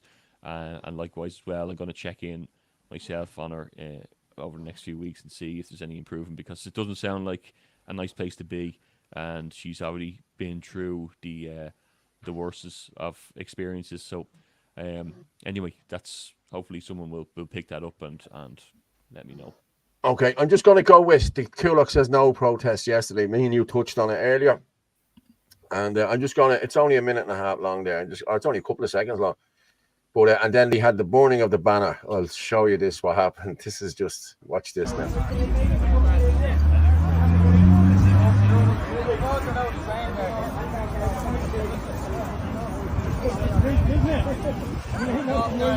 As you can see there, that's the new banner they have. Kulak Stand Stronger.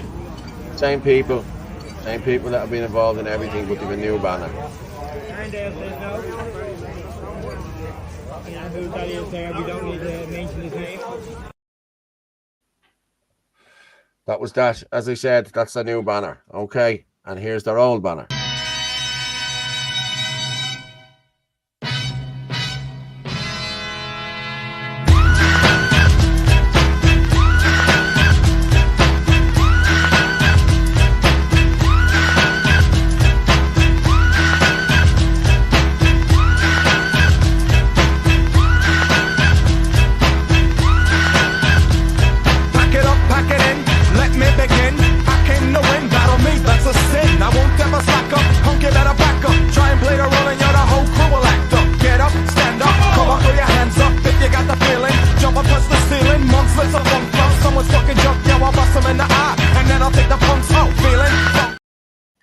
I was getting too much into that. I like that way too much. So did I. I just had to keep going. That brings me back.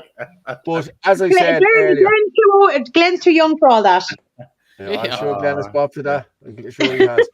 but as I was saying earlier, like the lads put out a tweet last night saying not enough turned up.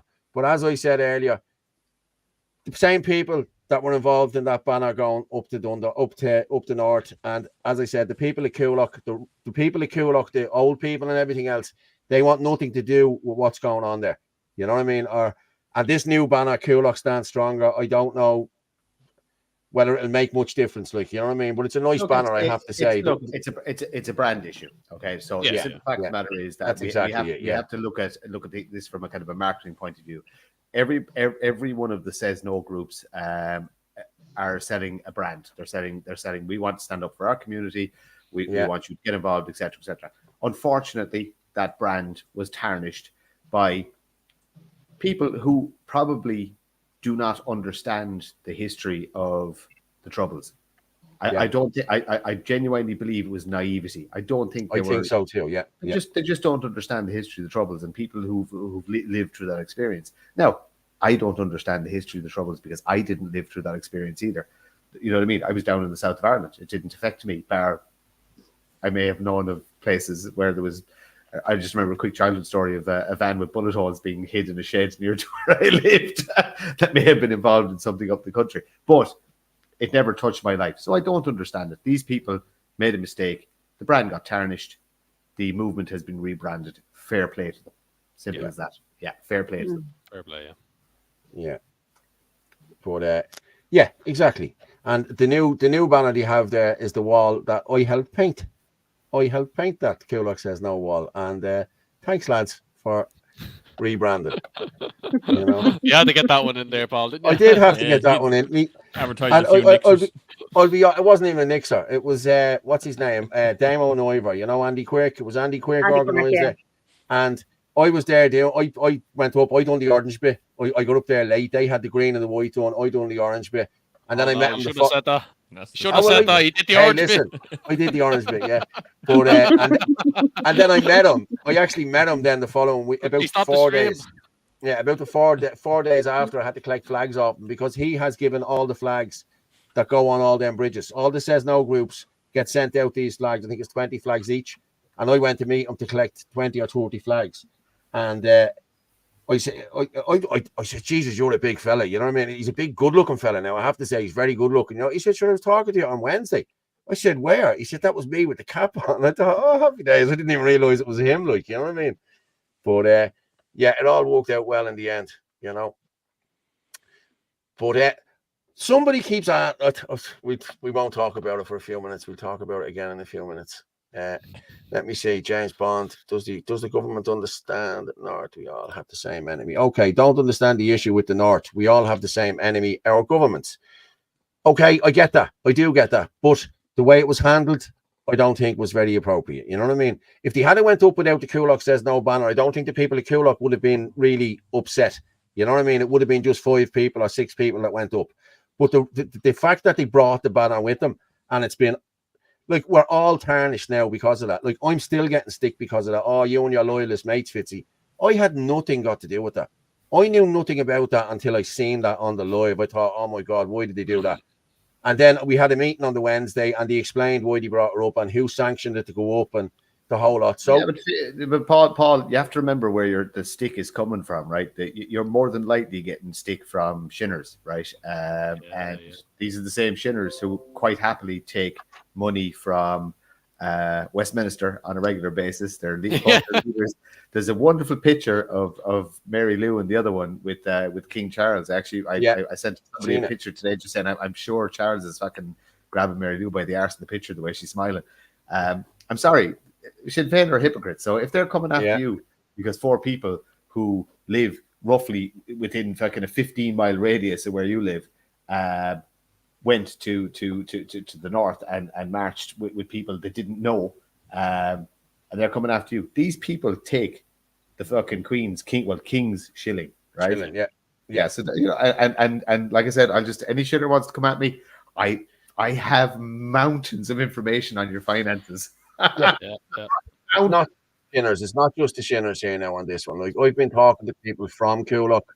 You only have to look at the protest yesterday. They got 150 people at most yesterday. Like, as I said earlier, I called the protest there the first night that happened, and we got 2,000 people of all the areas. We had another protest 2 weeks later. We had 4,500 people at it. Another protest then 2 weeks after that, we 2,000 people at it. And then since this, nobody is coming to the protest. So the reality is protests are done. Okay, everybody is sick to death of protests. This is the reality, and this is why I'm going to segue into what you started with. An organization like Sinn Féin. Yeah, these organizations are important because protests are done and dusted. People are just sick. They're not working. There are loads of different reasons. People can't get off work. People want to spend time with the kids. Yeah, it's just, and we're also coming into winter as well. Like, you know what I mean? So it's not like protesting on a summer day is absolutely fantastic. Look, we're fickle creatures. That's the nature of humanity. It's true. Yeah. So it's true. Sinn Féin, an organization. The concept is that not everybody wants to get into politics. You 4 brave people are putting your faces out there to run as TDs. I'm quite happy to work in the background and support any way I can. That's a choice we've made. We've decided to enter what we know is the disgusting, filthy world of politics, and it's fucking horrible. It's absolutely horrible, and we all know it's horrible, right? We're not doing this because it's easy or there's a fucking golden carrot or anything like that. It's horrible. It's hard. But it has to be done, and somebody has to do it, and we're the people who've chosen to stand up and to do it. Yeah, there are those who want to help, but do not want to be tarnished with the filth that is politics, and they're probably right. But you can help in other ways. Sinn Féin it's going to be a civil organization. It's basically a group think. It is basically a support network. It's a discussion network. It's an information network. It's going to be about, okay, let's find out what's happening. Okay, so the first goal will be to, okay, what is happening in area A? Let's just throw something happening in Carlow. Sorry, Orla, just pick Carlow. Okay, Orla says, I've heard rumors about X, Y, and Z. We investigate. We look into it. We verify. Okay, there is something happening here. Okay, we can identify 2 or 3 companies doing work. They've done work in other centres, etc. And then we'll put the information out there and say, this may be happening. Okay, we've verified reports this is happening. And then people in the locality can come to us and say, if they so choose, we need support. Not going down roaring and shouting, not going down causing any sort of, we look at it from every point of view, from a civil disobedience point of view, in the sense of you can legally protest on a road by walking back and forward, and if you can slow down the truck, then your job is done. You can look at it from a legal point of view, as in taking actions to the local courts. You can campaign and petition and lobby your local representatives. You can try and get on local media and talk about it and make people aware. You know what I mean? And a multi-pronged approach is really, really important. As in, you need to attack these people from 6 or 7 different areas. It's not just a protest. It needs to be protest. It needs to be letters. It needs to be radio stations. It needs to be media. It needs to be everything. Sinn Féin will try and facilitate all of these connections, because there's a very, very, very good connection network out there already. It's being very, very quietly built. Am I right in saying it's pretty much in every county, Anthony? Or are we that far yet? Yeah, well, we have a lot of people putting their hands up, and I'd say it's shared out a good bit there at the moment. There is people that we have to go through a stage of vetting for point people, Absolutely. and I've just shared that there again.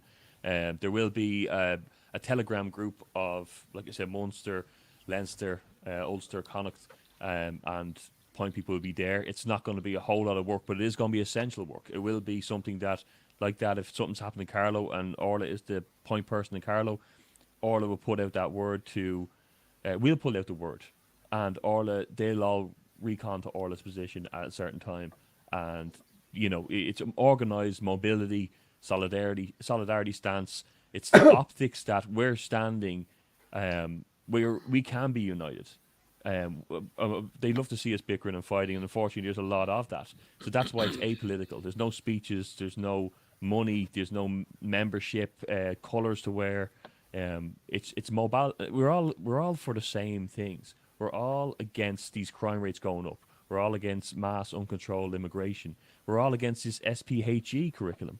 You know, we can get concerned people to certain places, but we can do this on a mass level. So it's mass movement of the Irish people that say no to these things in a specified location, not just a protest, but this is at the gate of a place at a certain time when people are in trouble. If a local community is down there and there's 10 people out in Carlow and they're not happy with an iPass centre going in because besides the creche or whatever the reason is, just in general, if we've had too much of this, where's the nearest 500 people? Now, how many people can we get involved in this? Can we take this 32 counties? I know there's people putting their hand up from Donegal, Mayo, everywhere to help out now. So it's all positive. It's a leaderless organisation. Of course, I know I did the video, I did the words, but there's a few of us there who are looking at people, vetting them, and just keeping an eye out. So whether you want to be a volunteer or point person in your county and stand up and do that, then get in contact, shinnadina@gmail.com, or on the X page, DM us. And we'll go through the vetting process. And, you know, that in itself is focusing our energies. There's a lot of people who are very frustrated. What can I do? I can't do anything. They're feeling helpless. This is something to put your energy into. It's positive. It's not vigilantism. We're going there. We're standing strong together. And we're saying, we're just showing everyone that we can unite for the right reasons. And we all are doing it for the same reasons. So we always have to remember that.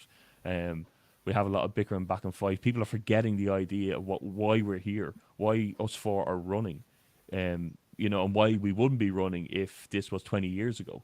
You know, we'd be, you know, in our IT careers, or we'd be out on our trades, or we'd be doing other things. This is we have to fight for these things. The same as the National Women's Council, and there, you know, if they had concerned parents around, we could put the word out there that these concerned parents will be here at a certain time. So you're going to be with like-minded people, and yeah. Look, sorry, Martin, you're putting in better words than I was, but that's no, not at all. Jesus, Anthony, not at all. You summed it up fantastically. Look, I'm going to have to jump off, but I'm just going to finish on saying that it's really, really important to point out this is apolitical, okay? Yeah. And also, it's not run by IFP. We're just in it, and we're in it for a very, very, very specific reason.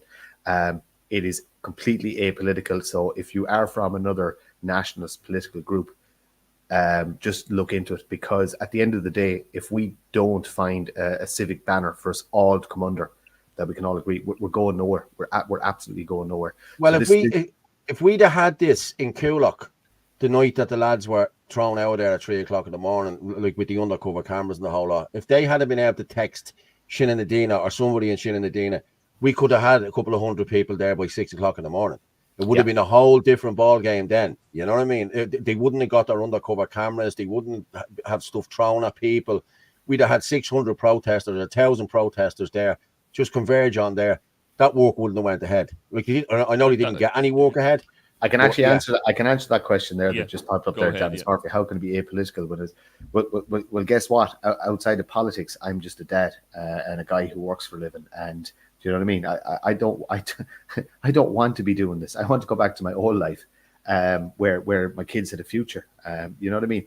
It's not. We're not consumed by politics. We're consumed by saving the country for. And I'm going to be selfish for my fucking children. My children. Yeah. I want them to, and if I can save the country for my children, then by extension, I've saved the country for everybody else's children. That's why it's important not to get consumed on just a political ideology. I'm not consumed by political ideology. I joined a party because I saw a man make a fantastic speech. His name was Michael Leahy. It was absolutely fantastic. It was during COVID. It was nothing to do with immigration at the time. It was during COVID.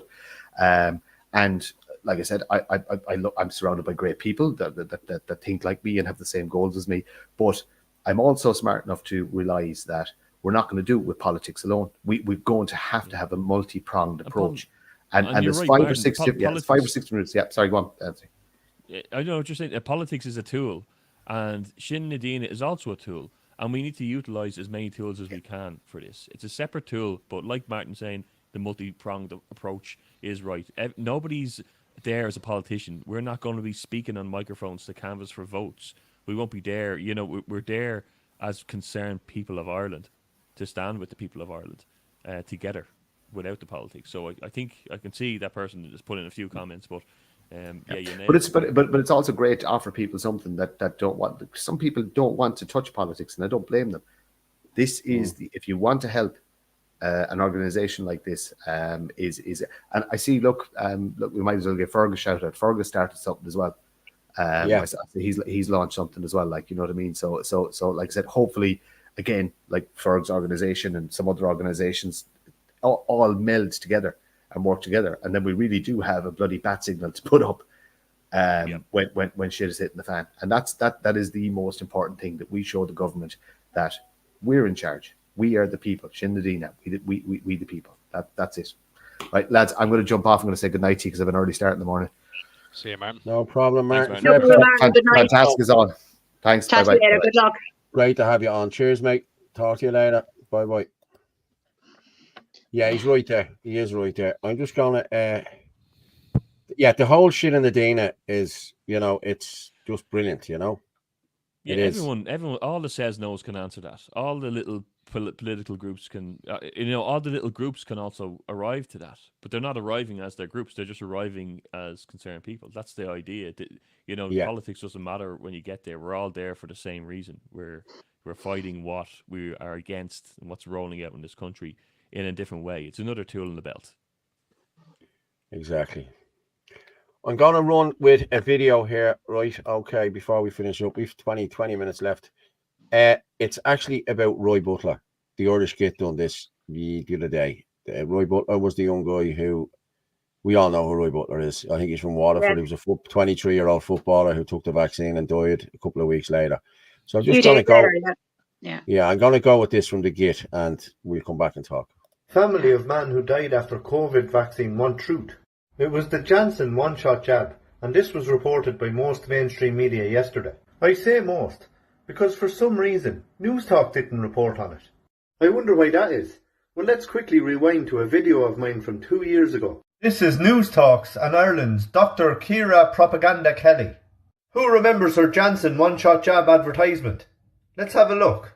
Sitting in my car in the lashings of rain, but nothing can dampen my spirits. I'm outside the Greystones local vaccination centre where I'm about to go in and get the Janssen jab, the one-shot vaccine that will have me immune to COVID-19 by the 4th of June. Here I am with the lovely Dr. Ryan in the Greystones vaccination centre about to get the Janssen jab. Big deep breath.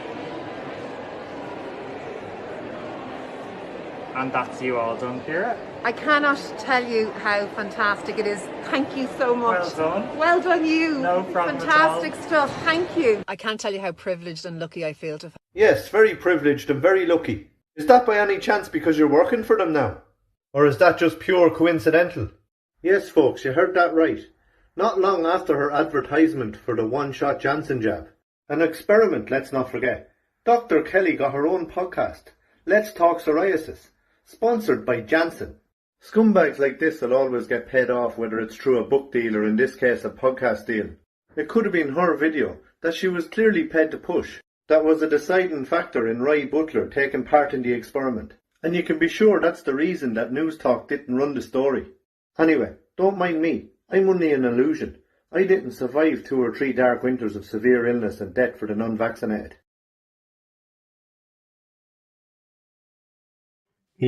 I have to say, he's brilliant. He's amazing. I'm not messing. He is. He's amazing.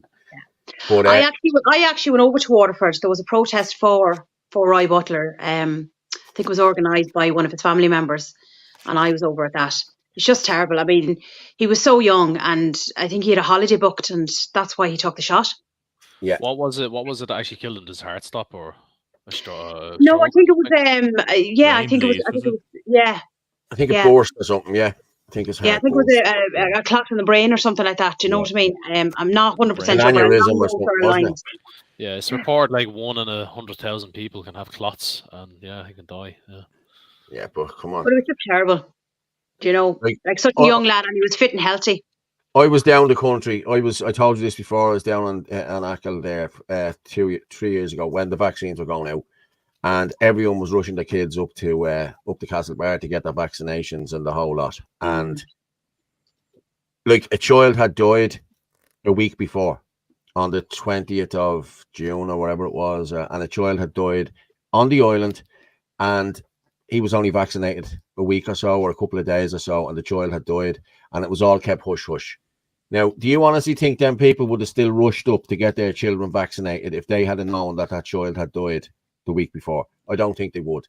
And this is what I'm saying about information and disinformation. You know, they tell you one thing to suit the narrative and they won't tell you another thing. You know, the sort of way it's just does my head in, like, you know what I mean? But you can't have proper informed consent unless you have the correct information. Yeah, it's true. It's true. And people should be allowed to decide for themselves no matter what exactly they receive. Yeah, I'm sick of this whole thing about, misinformation, disinformation. If it is, then I mean, I think it's been said plenty of times that Twitter does a really great X, I should say, does a really great job of its community notes, where the community can provide information if it's fake or not, where you don't have some just government guy or what was the name of that organization in Ireland that literally just went after everybody and labeled everything as misinformation and Anthony's friends. Oh Jesus! Like you'd say something on Facebook and then you get banned. You're Aoife Gallagher on our crew.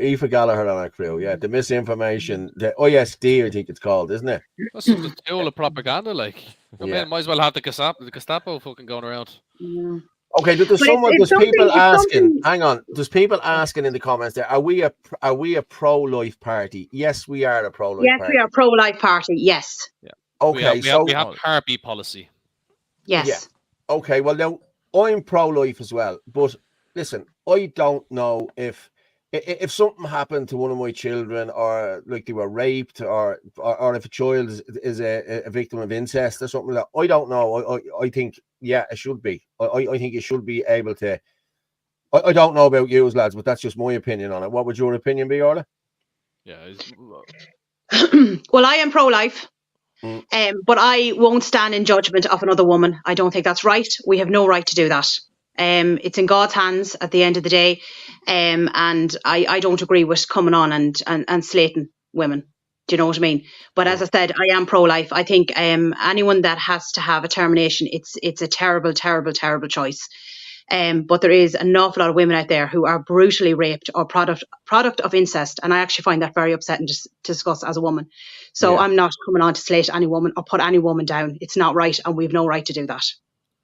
Thank you very much.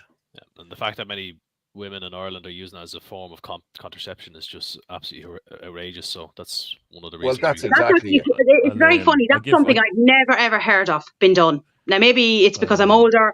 I've never heard of that been done. Like I couldn't turn around and say that I know one woman that has ever done that. We were on the pro-life rally. Do you remember? Remember that, Anthony? We were on that. Was it 42,000? I actually wasn't on it because I had to be remember for the suit fitting the next day. But I'll give my take on it there real quick. I've always been pro-life. because biologically life begins at conception. That's we've always known that in the biological books, and so at the end of the day, and with the rape thing, I know it's very easy for me to say, but I don't think two wrongs make a right, making the baby suffer for the father's crimes. But I understand that there's debates there to be had, of course. I was always of the opinion that the doctor could make a call in these scenarios, or we had more things in place. But by opening the floodgates is what we did with the vote. Now we have so many people. It's one of the biggest killer in the world. Abortion. They have eradicated. They've eradicated Down syndrome in America because of abortions. That's just the way it is, and I think too free flow. It's like this. I think it's the same people who are trying to control what Jana was saying about the kind of have a controlled smaller population. The same people who are pushing inflation to have our smaller families, and I know you're kind of going down a rabbit hole there, but I do think you're normalizing something. Like there's states in America that do have full-term abortions.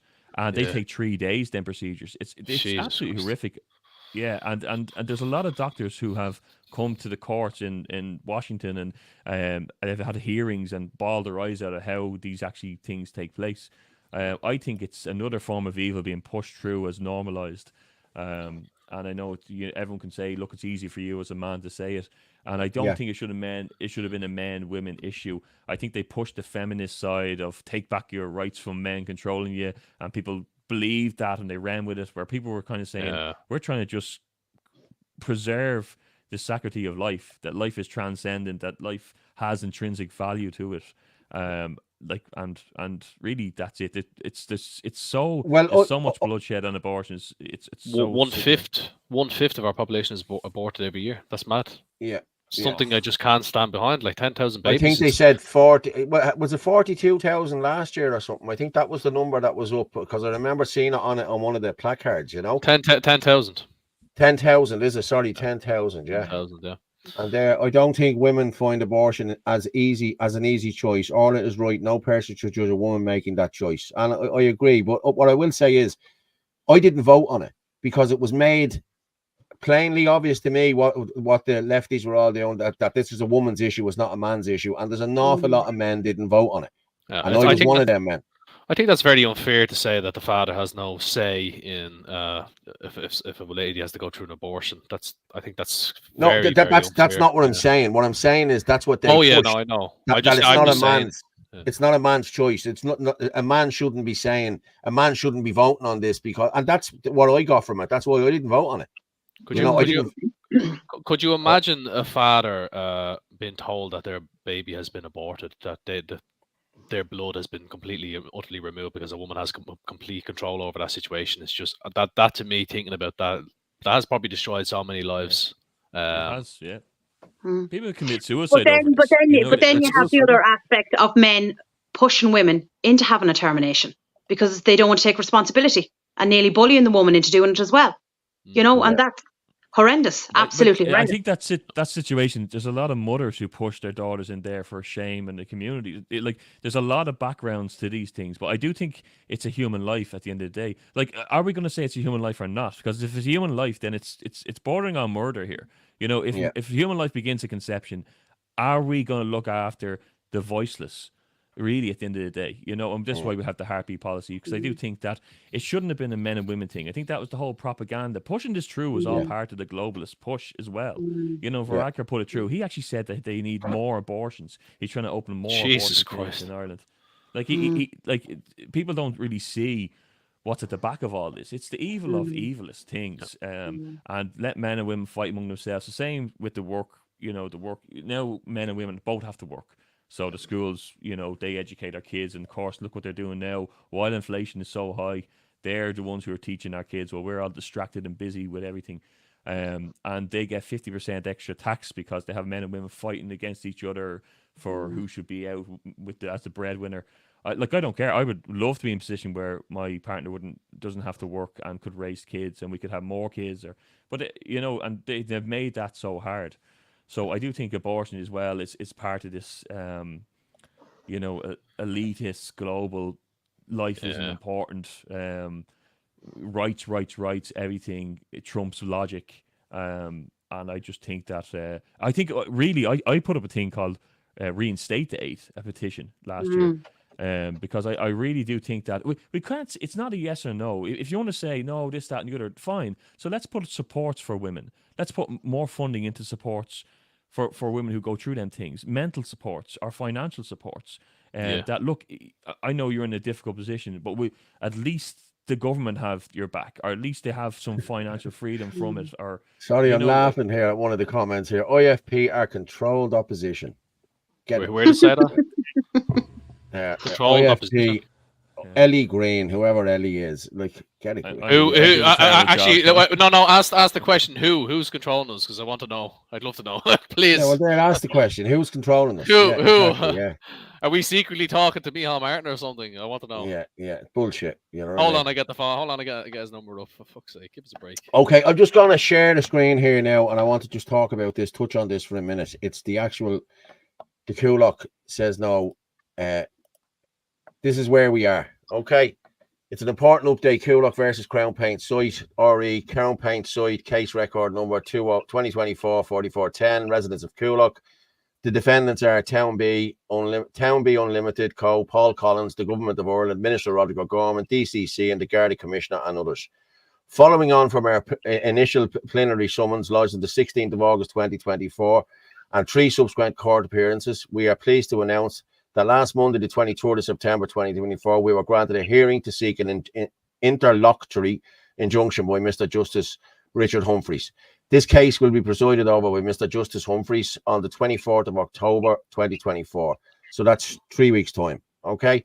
This is a pivotal point of our journey for legal recourse and accountability. We would ask for your prayers for a positive outcome. Please, God, a step in the right direction. So this is where we are on the Crown Paints thing now. That only went out the other day because we couldn't really talk about it because of, legal challenges and everything else. But we've been granted a hearing on the 24th. So please, God, we'll all be there. We'll all be sitting in the gallery. You know what I mean?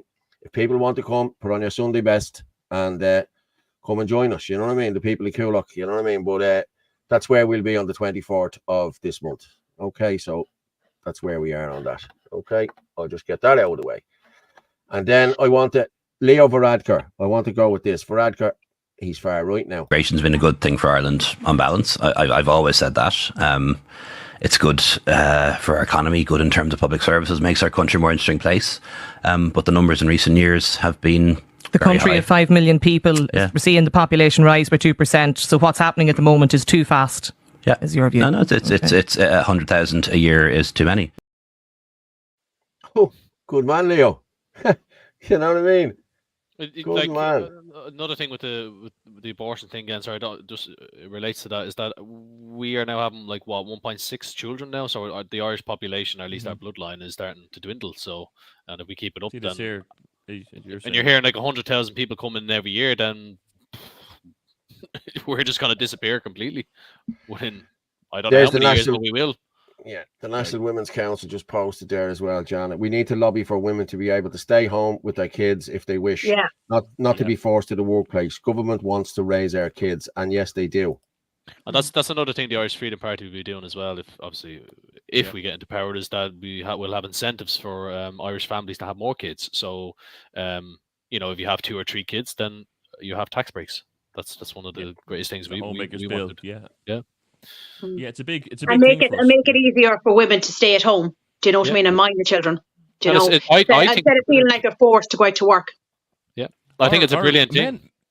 Men or women. Oh, men, no man stay at home either. Yeah. That, if a certain my partner here has a great career and a great job. Now I'm trying to get into politics, do my few bits, but we're just saying that could be the case that someone doesn't want to give up their career. Either or, the homemaker can stay at home and raise the kids and be incentivized by the government with a bit of help to do that, because we need 1.5 is terrible. They say that it will be in big trouble at 2040 if that stays the way it is, these birth rates, because I think fertility is going down as well. Infertility is on the rise. So, but you look at how many. Look at how many Romas are having kids. Like Romas are having, on average, these Roma gypsies that come into this country are having 6. 6 would be the lowest. Like I know a family here has 9.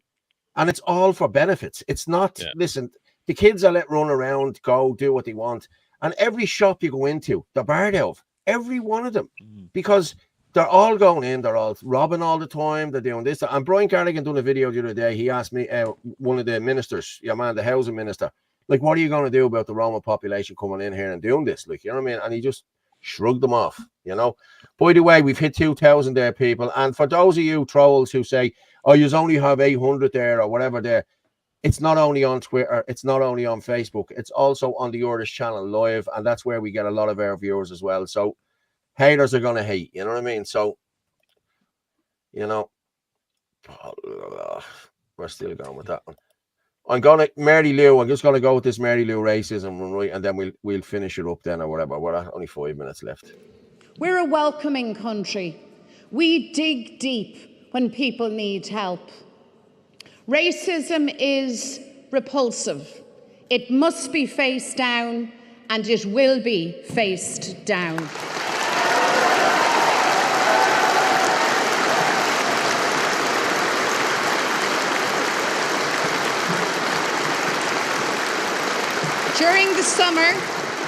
During the summer, as you know, we launched our plan on international protection.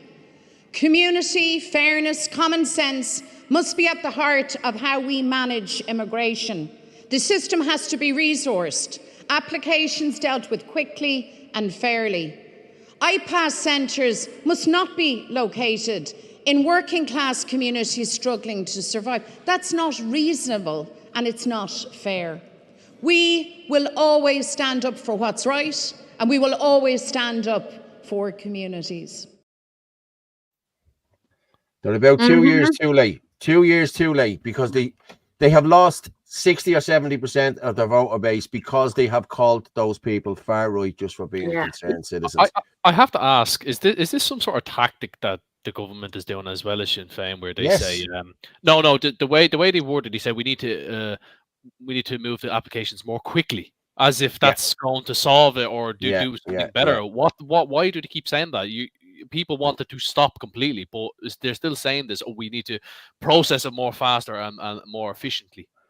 But that's just going to make things worse. You're going to bring more and more people in, and now you're trying to say that you're against it somehow. I don't. To be honest, I'm not even going to answer. Forget about it. I'm just lost. Listen to them. They change their mind as quick as the weather. Anyway, it's Sinn Féin. Or they're going around canvassing and they're telling people they're against immigration. They want to stop it or slow it down somehow, and then you have mixed messages all the time. Why can they not just stay with one thing? And obviously, that's the official statement from herself there. Like, so. Yeah.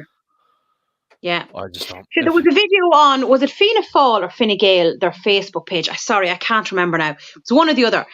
And it was a person that had bought a new house. And it was a foreign person, like a foreign man.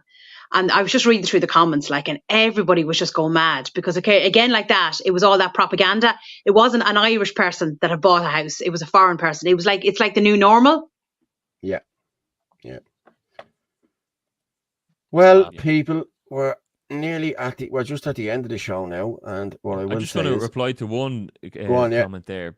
Yeah, just someone said that, the price of living also. That's true with the, incentivizing people staying at home and the price of living, because families, they're leaving as soon as they're qualified. Young people are leaving to have more affordable lives abroad. We need to sort out the cost of affordable housing as well, first and foremost promoting the trades in the as tradesmen here get into our schools this 5th and 6th years and promote trades. It was never promoted when I was in school. It was all about college, but tradesmen get some of the best wages in the country, and we need more Irish tradesmen. So that has to go hand in hand with affordable living and incentivizing young families. Exactly, it does, yeah. It does. My screen just went off there, but I'm still here, haven't I? You can still see me. We can still. Oh, Paul, before you go, have you something to say? Dublin Bay North. I know exactly what you're going to say. Yeah, I know exactly what you're going to say. Have you well trained, Paul? A bit like that lion in the background. Yeah, I'm just trying to get my screen back on here for some reason. I don't know why my screen's gone off. But come back on there, will you? Hold on. He's gone. Quick, no. what are we supposed to say? He doesn't want The me truth to- is like, what is it? The truth is like a lion. What's the rest of it? What is it? The truth is like a lion. Yeah, there's my poster. I don't know if that'll work. I can't remember. I can't remember the last bit of it. The truth is like a lion. Oh, he's coming back. I better not steal it on him. Right. Go. We were trying to remember the second part, I'm Paul. back. I'm all right. I'm back. Yeah. We were Okay, going, the guys. truth is Thank like you a very lion. much. Thank you Yeah. very much for coming in, and we had a great show. Thank you. I'm going to drop you down there, Glenn and Orla. Thank you. Thank you very much, Anthony. Thank you very much as well. I only have a another couple great of show. seconds Fair left. play. Thanks very much. I'll drop you down. And I'd love to thank Jana for coming on as well. It was very good, I have to say. But as I say every Sunday night, the truth is like a lion. You don't have to defend it. You just let it loose and it will defend itself. Good night and God bless.